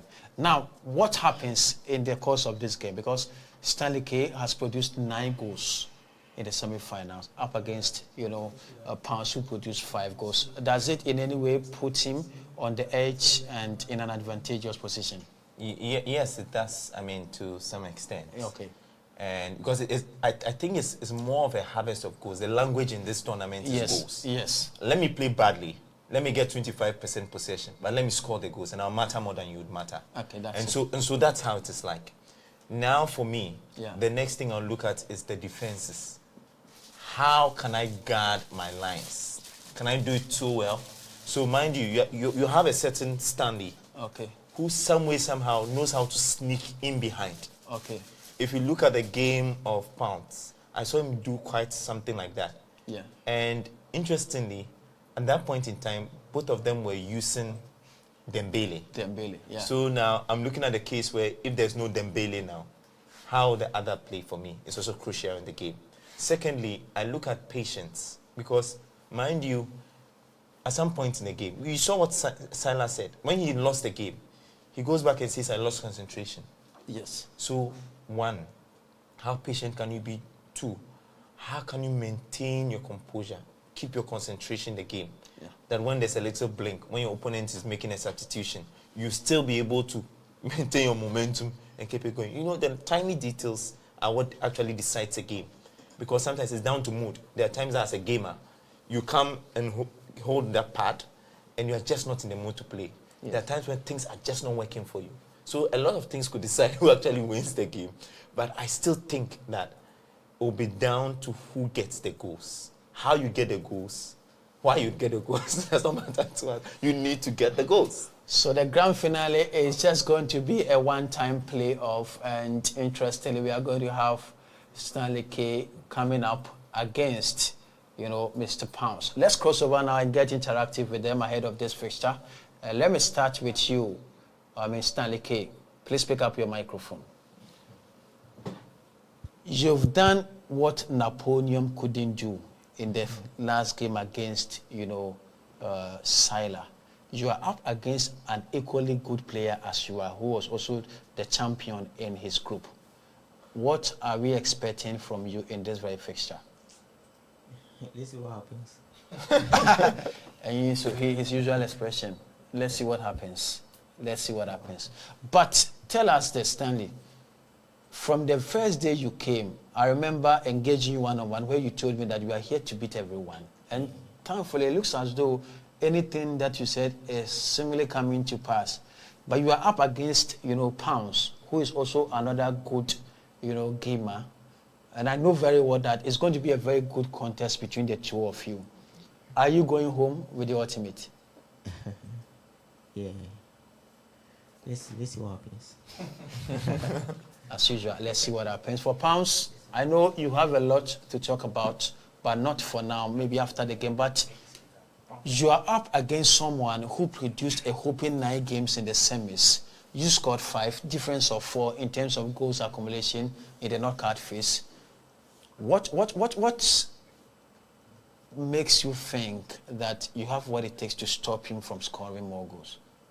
That one, it doesn't really matter because the person who was playing has a different defensive mindset than mine.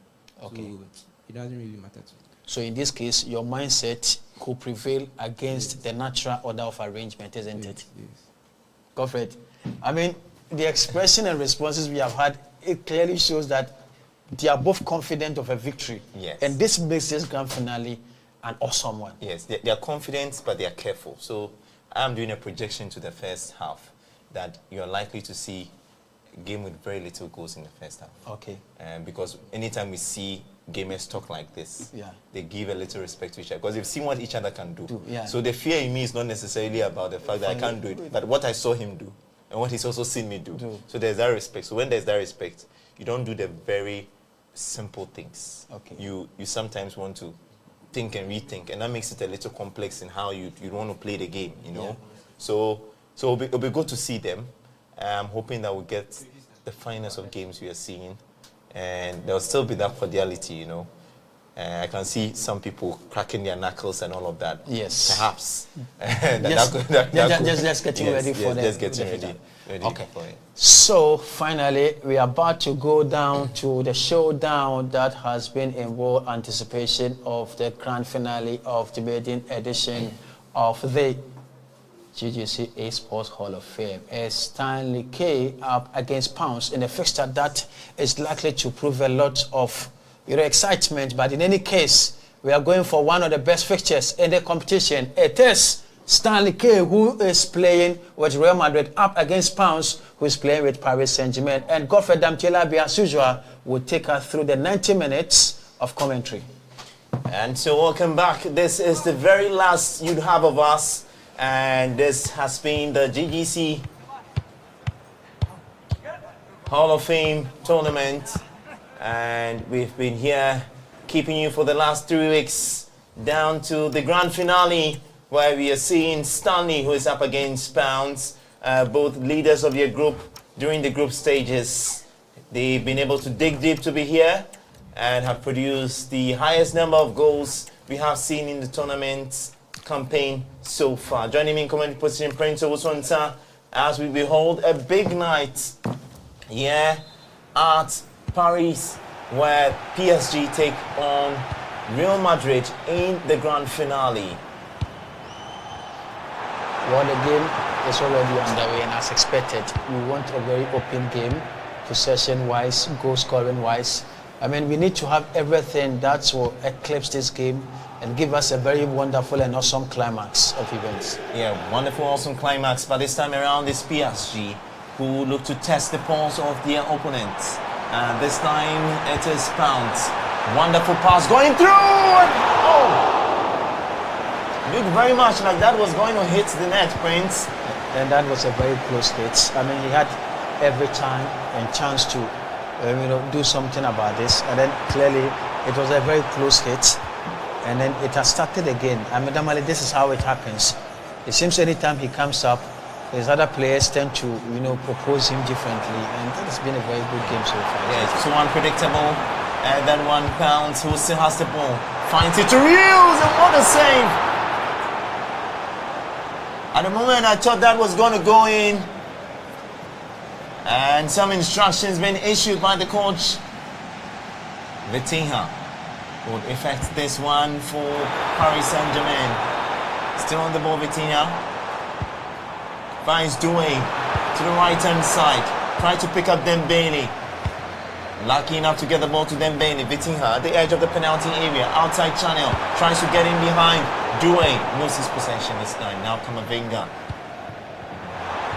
Against the run of play, Valverde. Mbappe, who chases that ball. But ball back to Ryan Rios, who will get some comfort with Vitinha, who spares him responsibility. With Ryan Rios on the center circle now, Vitinha. Both exchange 4 to 5 passes. Now Ryan Mendes looking to get some space for a cross. Ball seized from him. Now to Thibaut Courtois. Back to Mendy with Real Madrid, record champions of the UEFA Champions League. Known for the incredible win rate when it comes to the Champions League. Dembele behind this one, tries to pick up Vitinha. Loses possession, ricochets off the defender, back to Caracella. And what a save. I think we are experiencing something unique from Pounds. He's been very approaching in this game. And I think, Stanley K has got to sit up if he doesn't want to concede in the early minutes. Yes, Stanley K has got to sit up. Pounds dictating the pace of the game. Pounds now to Marquinhos. Defender shot quite feeble as you'd expect. Now he finds Caballero. Real Madrid on the counter-attack. Finds Mbappe. Loves to pass the ball backwards.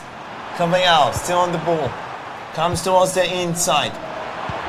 Back to Bellingham. Bellingham to Vinicius Junior. Junior picks up Caballero. And once again we lose possession. Committing so many men up front. And another counter-attack at the other side. Dembele looking to break loose to Dembele. Yes, he does it. 1-0 pounds, 1-0 PSG. 22 minutes into the final. And Ousmane Dembele has produced far more goals than we have seen in this tournament. Ousmane Dembele. I think especially at the knockout phase, he has scored about 5 or 6 goals so far, and clearly it shows his impact in this game. And like I said earlier, it seems Stanley K is meant for comebacks. Mr. Comebacks, that's what I'm going to call him now. I mean, in all the games that he's played at the knockout phase, he's considered first before responding initially. But let's see whether he'll be able to give a response to this one. Yes, hoping that he'll be able to replicate it in a one-leg time. That's what we are waiting to see. Neves on the ball. With Real Madrid, Valverde, Rodrigo. He has a sea of blue shirts surrounding him. Rodrigo loses possession. Now Rios.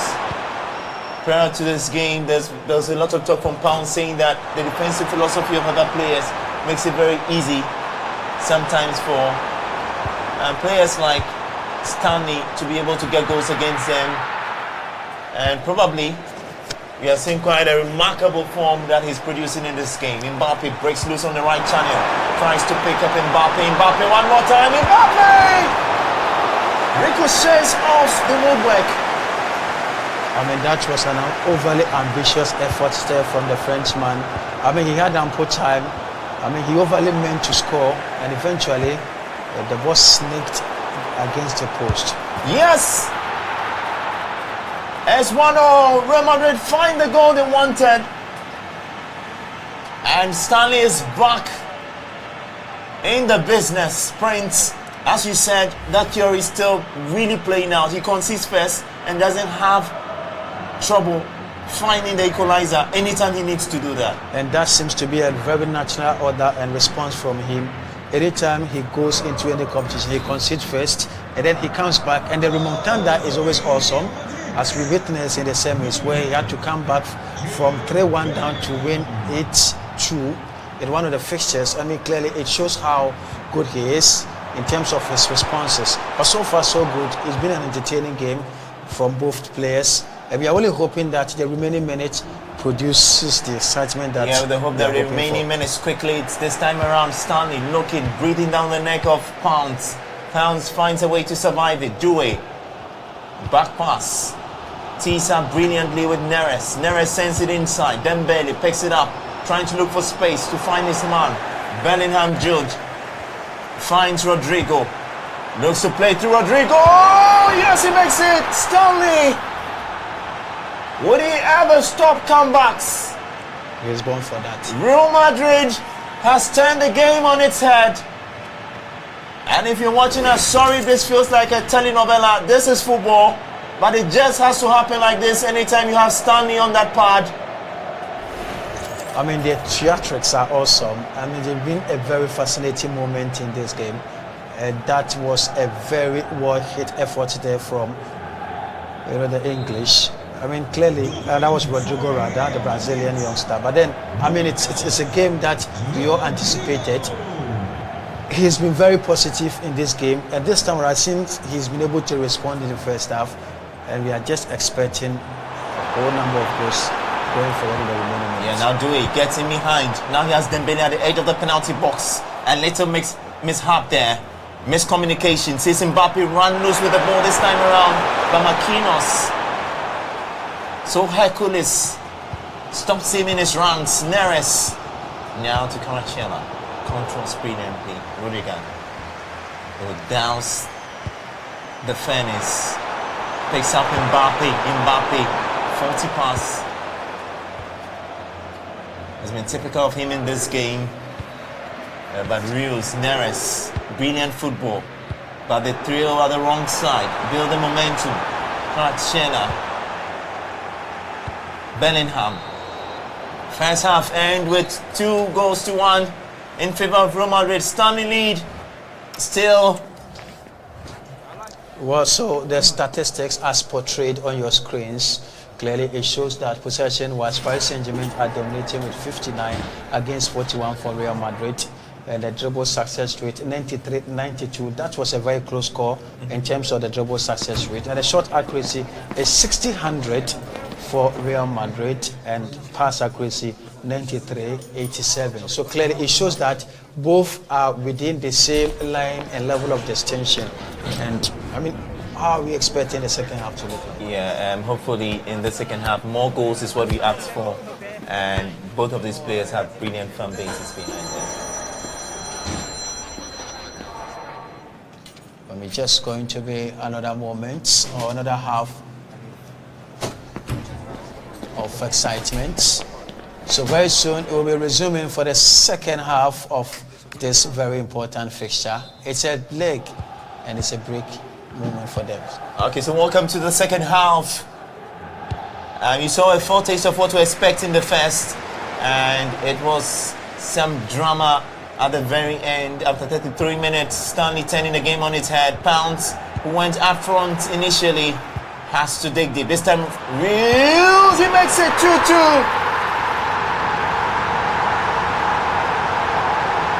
No rest period in this game. And it's Paris Saint-Germain.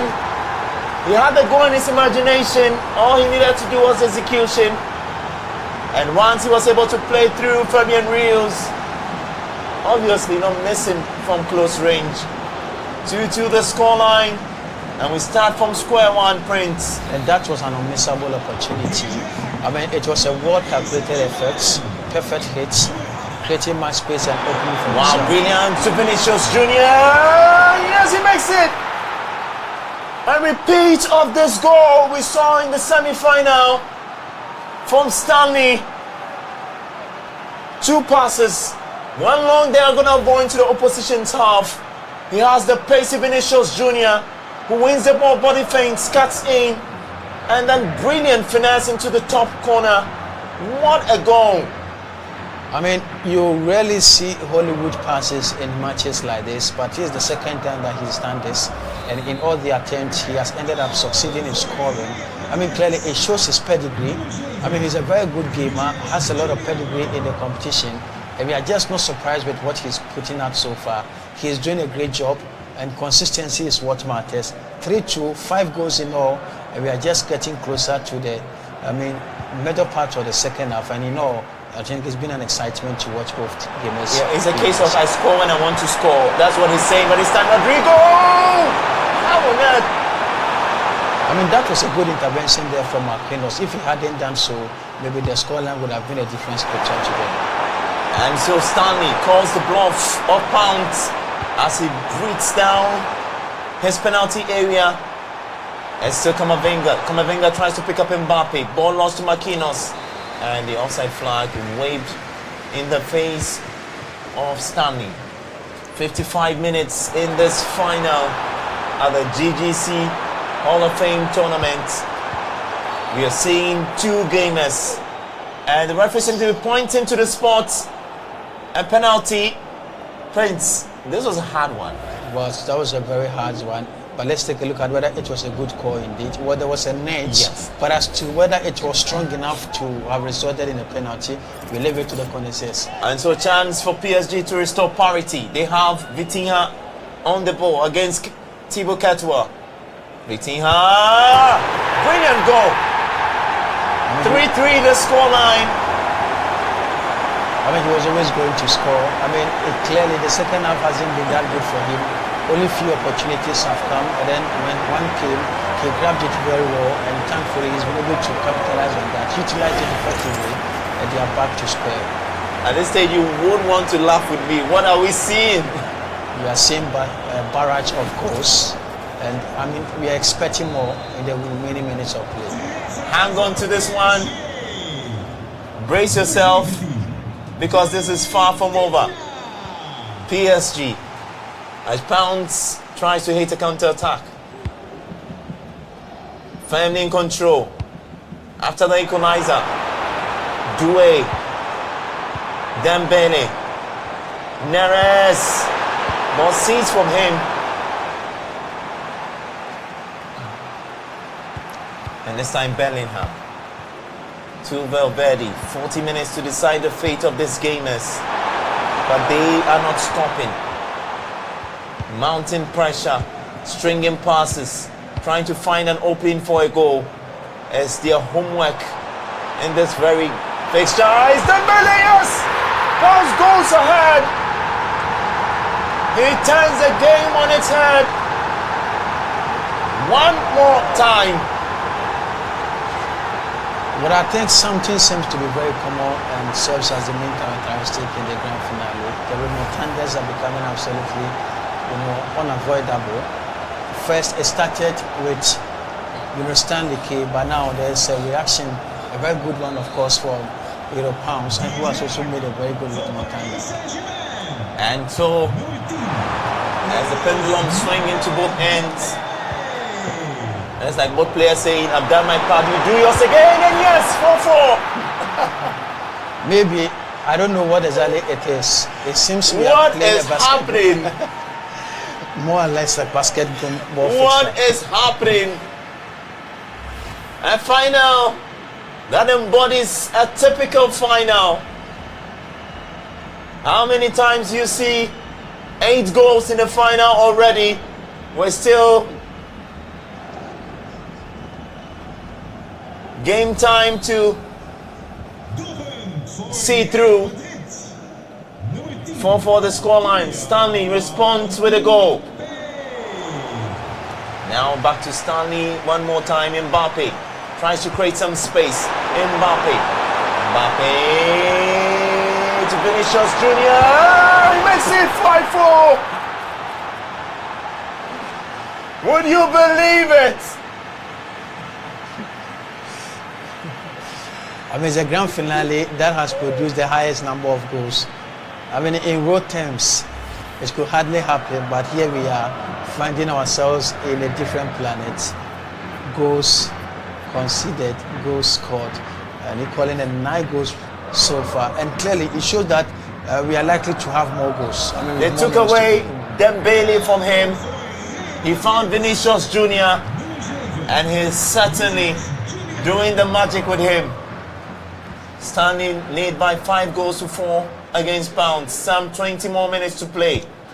Pounds looking for a response. But then Stanley with Vinicius Junior. Mbappe is played through. Stanley! Yes, he makes it! 7-5. 6-4, I beg your pardon. King of remontanda. The king of comebacks is cooking. He's cooking. He's cooking Pounds. I mean, the real cooking is underway. Pounds was able to pounce on Benji, but interestingly, Stanley K is also cooking him here. Yeah, Prince, I did tell you don't want to get too excited because we saw a game where 20 minutes, 15 minutes could produce about 4 goals. Exactly. So it's still very much possible for Pounds Stanley. They stand on table mode this time with Rios, Vitinha. He needs to be clear on this one. Yes, he's made it. 6-5. Pounds throws by just a goal this time.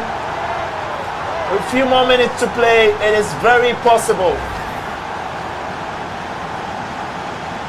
The only sad thing, Prince, is that we'll not get too much time for another comeback. Yes, we only get that much time. I mean, if it's 10 on his head, it's truly 10 on his head. Yes, 11 goals so far within the space of 75 minutes. Likely to experience or have more. It's a good game. I mean, clearly it depicts a grand finale. The contention and what exactly serves to be the main bone of contention is the ultimate at stake. And symbolically, we've already shown it out. We are just hoping that at the end of the day, the best among the rest will be able to so Pounds is up to something. When he strings passes like this, it's difficult to track him. Defenses are split open. Opportunities come his way, and some way that didn't work exactly how he planned it. Bellingham, poor pass in there. Karatsela finds Rios. And Militao clears his lines with Vinicius Jr. Now he has Valverde, plays through Rodrigo, he's 1-on-1 with the goalkeeper. Could be game over, he does it!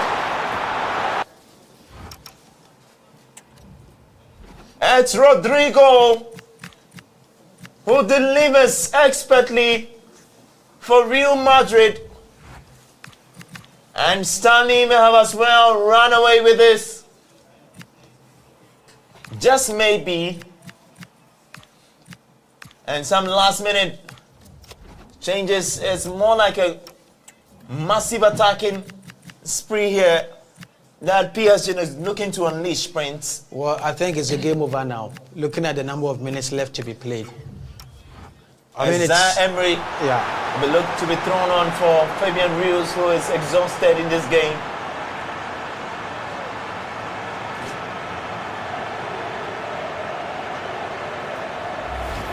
Real Madrid are not known for losing finals. PSG are just on the back of winning their first UEFA Champions League trophy. And so it's more of history versus history. I mean, historically, anytime both teams meet, it's always been a very close contest. But this time around, the variation is obvious. This is from the normal routine to an esports perspective. However, if you are to classify it as a normal way, we really have had this number of but without notwithstanding, it's been a great game so far. Great game so far, but it's another counter-attack coming the way of Stanley. He has few men in one shirt. And he's saved by the bell. Then Bailey looking to play through and execute for this PSG side. They throw by 2-0. 87-minute mark. 3 more minutes of game time. Can they work something out? Or be a case where Real Madrid will be looking to see the game through. 2-goal advantage in Mbappe. Game over. Stanley has finally been standing where he deserves now. 13 goals. 3-goal cushion. In the final, he's been made to work so hard. And the king of comebacks is really back this time, where he would have no competitor, who have all the glory to himself as we look to crown our champion in the maiden edition of the GGC Hall of Fame tournament, Prince. Maybe he deliberately conceded first before more fireworks, follow up. And I think he's been awesome so far in this competition.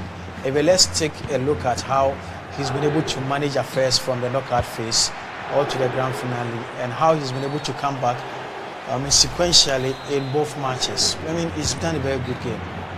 He has done the work.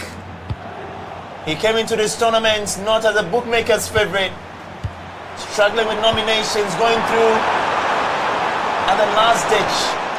But here he is. He's won the competition. Stanley as the man who will have the spotlight on, because Prince, just like we were predicting, it's all about the language of goals, who gets to get us the goals, and he's done it. He came up against the best of the best. At a certain point in time, it looked like he would lose the game. When it mattered most, he was able to cook just so much. And we are here, he's won the tournament by a 13-goal thriller. 8-5 has been the scoreline, and just as you'd have it, Stanley who stands on top of the gaming community.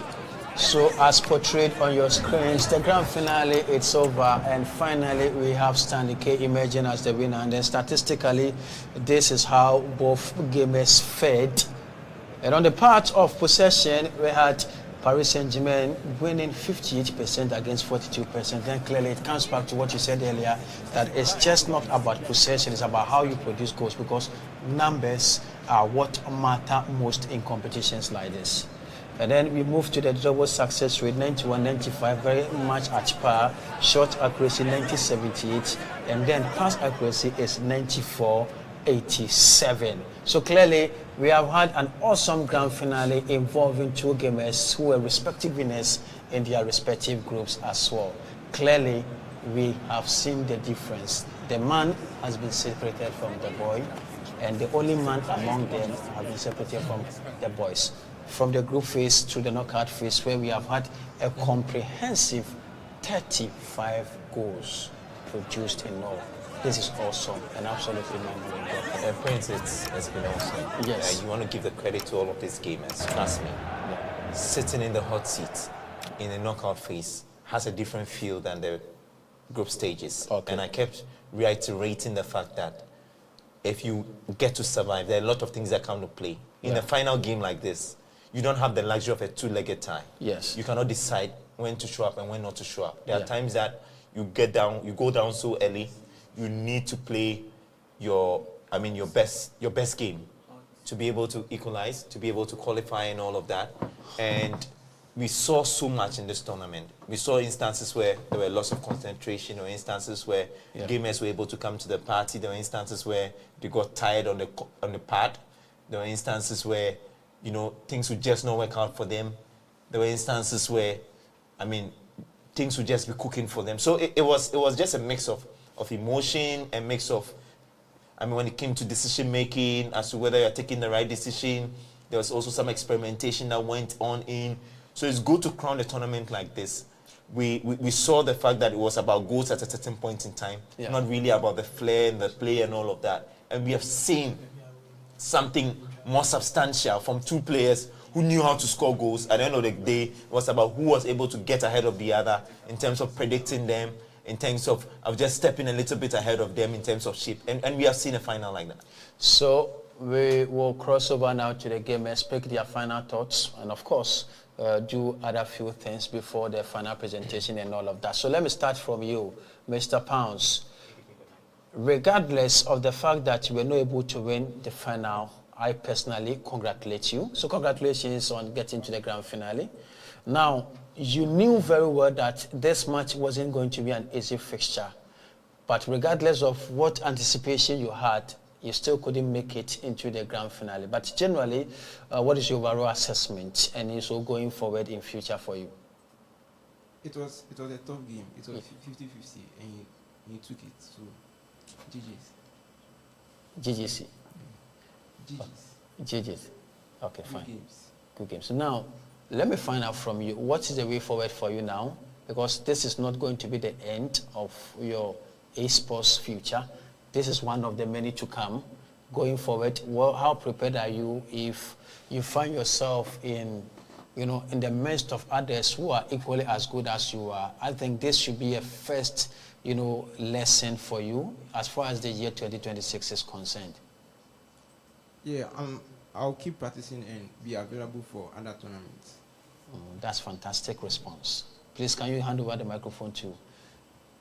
So ultimately, you are the winner and you are the first, and you are going straight into the Hall of Fame of GGC, that the maiden edition of GGC Hall of Fame competition, you made as the winner. And interestingly, when it got to the nomination part, you had the least percentage recorded. That was about 38%. But I remember very well you telling me that you're going to beat everybody. And interestingly, you've been able to beat everybody. How do you feel personally after emerging as a winner? I feel normal. Everything is okay. I know very well that along the line there will be other competition coming up where you are likely to meet people of higher ranks, or better still equal ranks as you, who are equally very good at game just as you are. How does this shape you up for the future to come? I'll just train more and look prepared for any tournament that's coming. You just train well and get ready for any other tournament that is coming your way. Wow. Yeah, just a quick question, yeah? So we realized that you had something extra than what every other player had. Yeah. In terms of your gameplay. What do you think really worked for you? Is the formation. Okay. Changing formation worked for me. Yeah. Okay, so that means at every point in time in the game you keep changing formation. If I realize I'm down, I just switch and go out, and that's it. And interestingly, it worked for him too. Yeah, it did work. I think there were a couple of times where I saw you do a lot of Hollywood passes in the game, and it doesn't happen often. But interestingly, he did that with so much ease. I mean, that's awesome. I mean, you have a future. All of you have a future.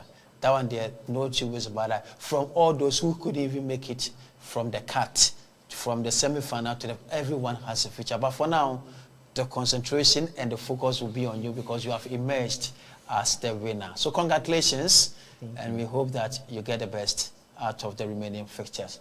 So we take a quick break now. When we come back, there's more to be discussed here, and also follow suit with the presentation itself as the grand finale is over, and where also we're going to have a little interaction with some top officials. Don't go away, stay with us. We'll be right back after this break.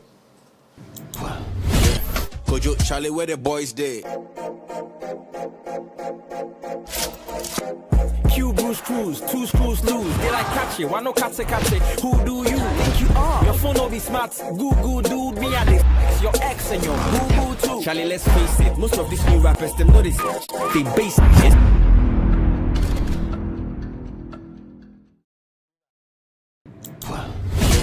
Kojo, Charlie, where the boys day?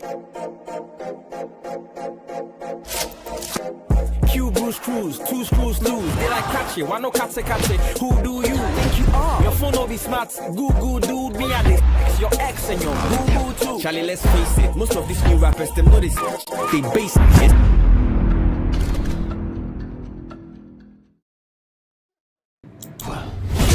Kojo, Charlie, where the boys day? Q Bruce Cruz, two screws loose. They like catch it, why no catch it? Who do you think you are? Your phone will be smart, Google dude. Me and this, your ex and your boo-boo too. Charlie, let's face it, most of these new rappers, them know this. They base it.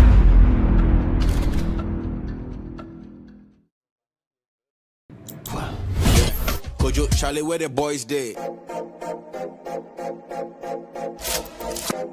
Q Bruce Cruz, two screws loose. They like catch it, why no catch it? Who do you think you are? Your phone will be smart, Google dude. Me and this, your ex and your boo-boo too. Charlie, let's face it, most of these new rappers, them know this. They base it.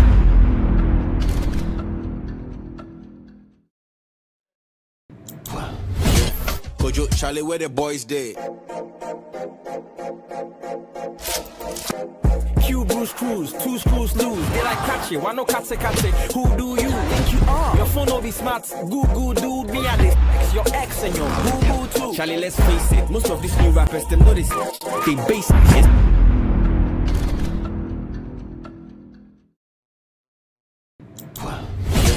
Kojo, Charlie, where the boys day? Q Bruce Cruz, two screws loose. They like catch it, why no catch it? Who do you think you are? Your phone will be smart, Google dude. Me and this, your ex and your boo-boo too. Charlie, let's face it, most of these new rappers, them know this. They base it.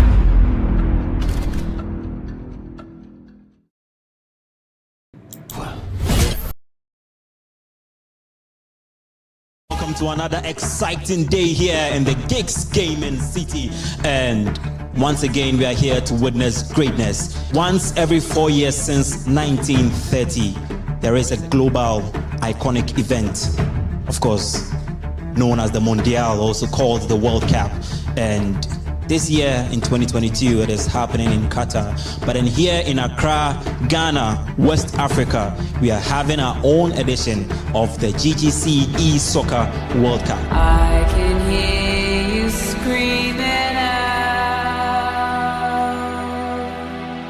That trophy, which is, sitting right here in its box. Have you seen it? Actually itching to see. Kindly help me with a countdown of 2, 1. Beautiful. Beautiful. I'm Debbie Diamond. I'm the coach for ESoccer Gaming Hub. I think 2 years ago we participated in the Golden Hour tournament. We showed what we are capable of. So we've done our homework. We've come very humble, ready to learn, ready to gain the experience, and hopefully again we can cause an upset. We are going all the way this year. We believe that by the end of the tournament we are going home with the trophy. My name is the Magic Man. I'm a FIFA player for GO Legends, and we'll be on watch out. I'm actually expecting a win from Play Province. It is time to do business now. It is the business for which we are all gathered here, and let's see which team he is going to pick here. Please help us. Is it Ghana? is going on? And so Ghana is going to be proudly represented by the GL legends in the GGC Rep a Country tournament, and they are being pitched in Group A. And away we go. Rep a country and join GGC in this World Cup season. Game on. GGC, building a great gaming community.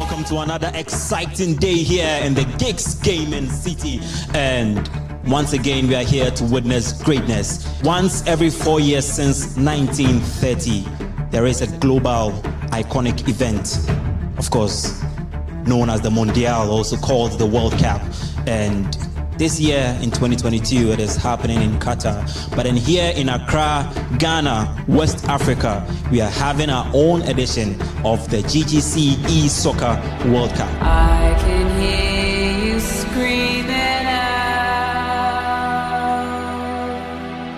That trophy, which is, sitting right here in its box. Have you seen it? Actually itching to see. Kindly help me with a countdown of 2, 1. Beautiful. Beautiful. I'm Debbie Diamond. I'm the coach for ESoccer Gaming Hub.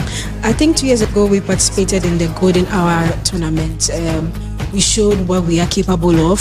So we've done our homework. We've come very humble, ready to learn, ready to gain the experience, and hopefully again we can cause an upset. We are going all the way this year. We believe that by the end of the tournament, we are going home with the trophy.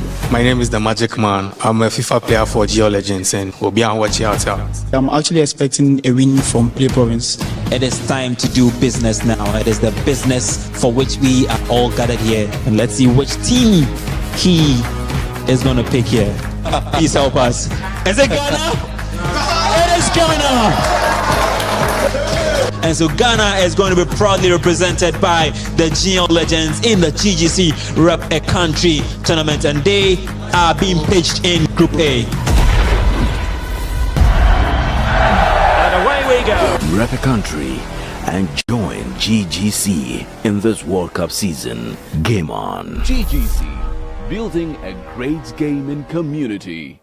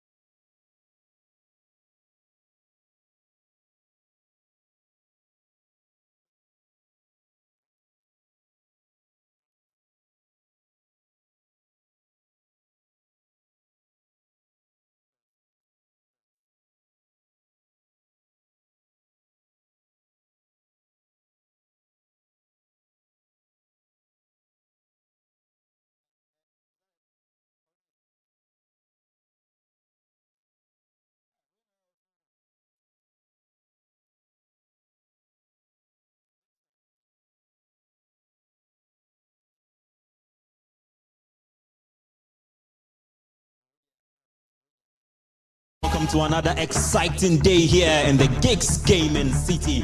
And once again, we are here to witness greatness. Once every 4 years since 1930, there is a global iconic event, of course, known as the Mondial, also called the World Cup. And this year in 2022, it is happening in Qatar. But in here in Accra, Ghana, West Africa, we are having our own edition of the GGC Esports World Cup. I can hear you screaming out. That trophy, which is, sitting right here in its box. Have you seen it? Actually itching to see. Kindly help me with a countdown of 2, 1. Beautiful. Beautiful. I'm Debbie Diamond. I'm the coach for ESoccer Gaming Hub. I think 2 years ago we participated in the Golden Hour tournament. We showed what we are capable of. So we've done our homework. We've come very humble, ready to learn, ready to gain the experience, and hopefully again we can cause an upset. We are going all the way this year. We believe that by the end of the tournament, we are going home with the trophy. My name is the Magic Man. I'm a FIFA player for GGC Legends, and we'll be on watch out. I'm actually expecting a win from Play Province. It is time to do business now. It is the business for which we are all gathered here. And let's see which team he is going to pick here. Please help us. Is it Ghana? It is Ghana! And so Ghana is going to be proudly represented by the GGC Legends in the GGC Rep a Country tournament, and they are being pitched in Group A. And away we go. Rep a country and join GGC in this World Cup season. Game on. GGC, building a great gaming community.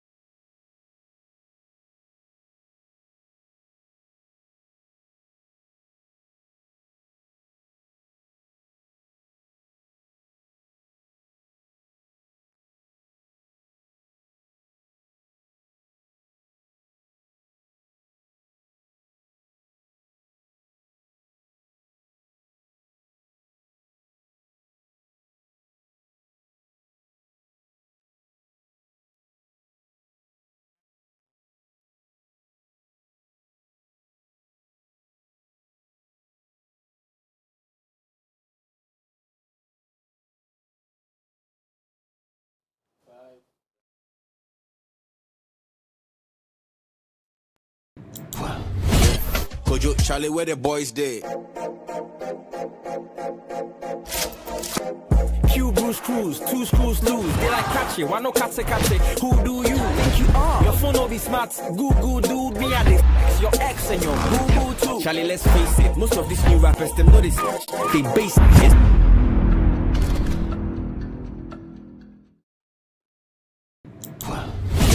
Kojo, Charlie, where the boys day? Q Bruce Cruz, 2 screws loose. They like catch it, why no catch it? Who do you think you are? Your phone will be smart, Google dude. Me and this, your ex and your boo-boo too. Charlie, let's face it, most of these new rappers, them know this. They base it.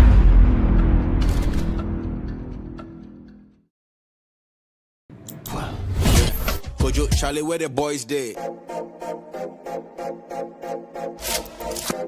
Q Bruce Cruz, 2 screws loose. They like catch it, why no catch it? Who do you think you are? Your phone will be smart, Google dude. Me and this, your ex and your boo-boo too. Charlie, let's face it, most of these new rappers, them know this. They base it. So after 3 weeks of exciting action here at the GGC Hall of Fame tournament, we finally have our winner, and it is the big man, Stanley K, who have prevailed over all odds and ensure that today he'll be running away with some souvenirs, a cash prize and all of that. But it's been a story we've been telling you all throughout we've celebrated the effort, the quality, everything has been given to you on a silver platter. There's been a lot of performance, a lot of practice and all of that. And today we are down here and it's exciting to have you. Shortly we'll be presenting the medal and some other accolades to Stanley as well. But before that, I have a guest, a gentleman who has really supported and also led a charge when it comes to esports and its progress in country. The president of the Ghana Esports Federation, Mr. Igor, joins me here. Hello, sir. It's a pleasure to finally reunite with you. Thank you so much. Okay, good. So you have observed what we have done here. How has it been so far? Well, first of all, I would like to congratulate GGC. This is an ISO event. I always call it short man. He has been doing this for a very long time, and it's not new to us. So I would like to congratulate the team. Yeah. My brother Sulu, Stanley, congratulations, and all the participants of the World of Fame. I think this is the first edition. Yes, the first maiden edition. They have done it. It's perfect. Okay. Congratulations. Okay. And in terms of the potential you saw, I believe it was another tournament that you were able to see one or two exciting young men who... You see, one thing about Ghanaian athletes, just give them the opportunity and they'll deliver. Wow. And especially when you work with a GGC, you're always going to see the way forward. The esports community itself is a community that we have to congratulate. They've been doing so well. And I keep saying that one day, government will support them. Definitely. Government. So that's why we are here. That's why we keep pushing across, especially when it comes to the government side, to make sure that they to recognize these guys and they are doing so well. Not leaving your house and come and play a game. And at the end of the day, you don't see anybody to support you. It's a bit discouraging. But the Federation is here to support, to encourage. And as I said, the members of the Federation, so GGC also have put together this event. It will go a long way, and I congratulate them. Okay, great. So finally, are there other arrangements for these ones? What should they look up to? You've already said that it takes in a lot of effort and making a lot of time. Sometimes it's a whole mental process to be able to prepare for games, make yourself available, to take on competition, sometimes to lose anyway, you know. What should these ones look up to? First of all, losing is part of the game. If we don't lose, we will not be able to see the winner. All I have to say is, I congratulate them. They should look at the Federation. They should look at what GGC is putting together. It takes a lot of fun to put this together. The production, the bringing the advert, everything, it takes a lot of fun. And I believe that the more we support these organizations, the more they will give the best out of them. So congratulations again to GGC and everyone behind this particular event and the Ghana Esports community. Well, certainly some very inspiring words from the president. He says that keep doing what you're doing, we are noticing you, and for Ghanaian athletes, we give you the opportunity, you always deliver. We'll take a short breather. When we come back, we are down to presentations because we have some gifts, some souvenirs. We have a trophy we're presenting to the champion, Stanley K, who made it as the standing man, the last standing man in this very maiden edition of the GGC Hall of Fame tournament. We'll be right back. Kojo, Charlie, where the boys day? Q Bruce Cruz, two screws loose. They like catch it, why no catch it? Who do you think you are? Your phone will be smart, Google dude. Me and this, your ex and your boo-boo too. Charlie, let's face it, most of these new rappers, them know this. They base it.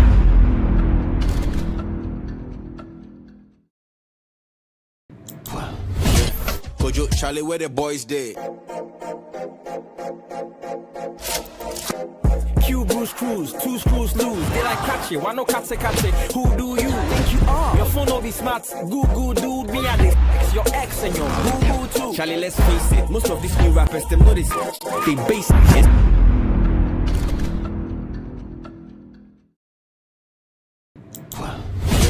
Kojo, Charlie, where the boys day?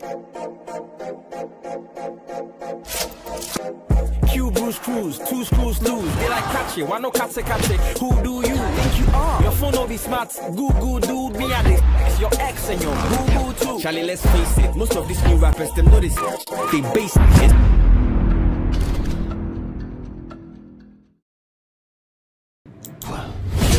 Kojo, Charlie, where the boys dey?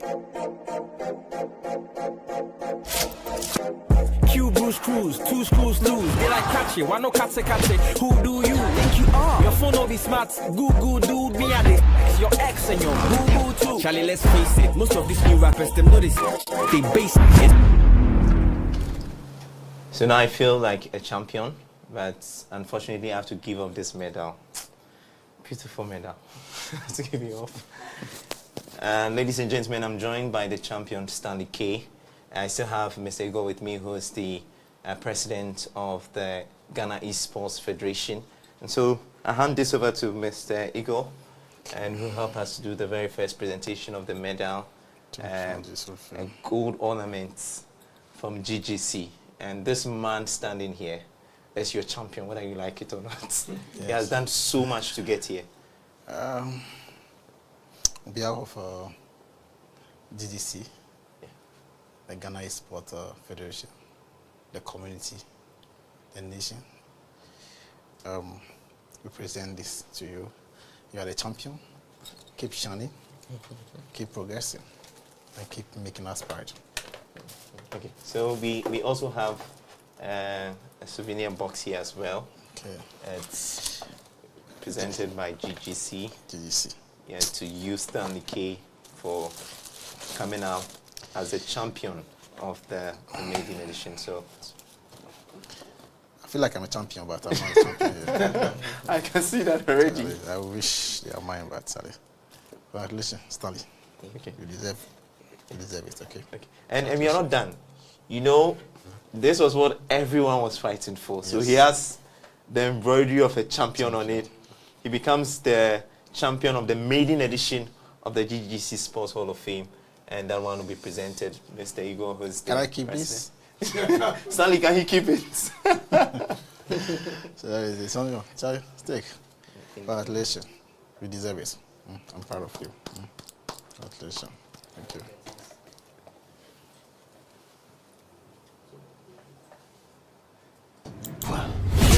Kojo, Charlie, where the boys dey? Okay. Q Bruce Cruz, 2 screws loose. They like catch it, why no catch it? Who do you think you are? Your phone will be smart, Google dude, me and this. Your ex and your boo-boo too. Charlie, let's face it, most of these new rappers, them know this. They base it.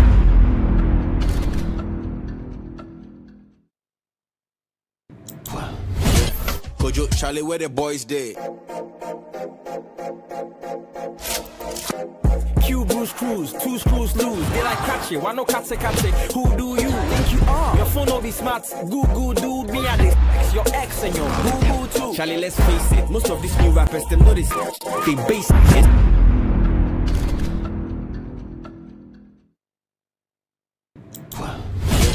Kojo, Charlie, where the boys dey? Q Bruce Cruz, 2 screws loose. They like catch it, why no catch it? Who do you think you are? Your phone will be smart, Google dude, me and this. Your ex and your boo-boo too. Charlie, let's face it, most of these new rappers, them know this. They base it.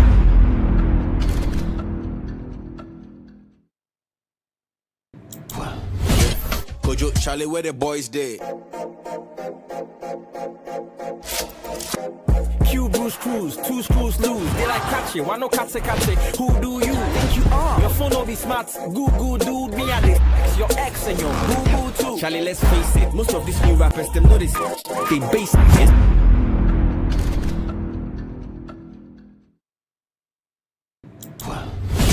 Kojo, Charlie, where the boys dey? Q Bruce Cruz. From the genesis of the entire competition, here we are at the grand finale, where ultimately Stanley K emerged as the winner after a comprehensive beating, battering, and destruction of all his opponents throughout the group phases to the knockout phases, as well as the grand finale. Godfred, finally it's over. The maiden edition of, GGC Esports Hall of Fame competition is over.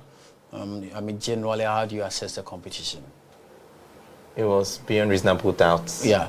A magnificent competition. Okay. In terms of the quality that we saw from all the competitors and the gamers. Yeah. They came in prepared. Okay. And the group phase even told you how sometimes you had some very good lads lose out on games. Okay. For those who had to bow out, the manner in which they were able to bow out usually tells you that they also push themselves, they stretch themselves. Yeah.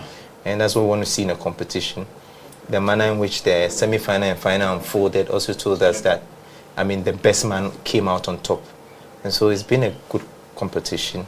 It brought out everything that we wanted to see, the drama, the excitement, the fans had their moments. At various moments, you heard a lot of people shouting all around. It could tell you that, everyone was immersed into this tournament. And credit goes to, obviously, the organizers at GGC, the great work that they have done. And also to you, who has also been around with the team all along. Yes.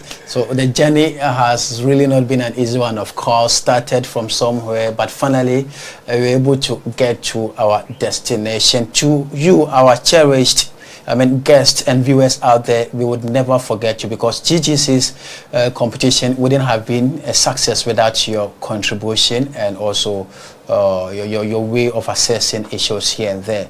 It's been a great day, a great moment, a great tournament. My name is Prince Owusu-Ansah. I did this alongside with Godfred Damte-Labi. Thanks for joining us in the studios of GGC. And we hope that more will follow up in the coming years. And this certainly will give me the opportunity to remind our viewers that very soon we're going to start a sports show known as Football and All, which will be on our various platforms as well. My name is Prince Owusu-Ansah. Thanks for your company and your audience. It's been a great time having been part of this whole project. We hope to see you another time. Have a very wonderful and a sportive weekend. We're out of here.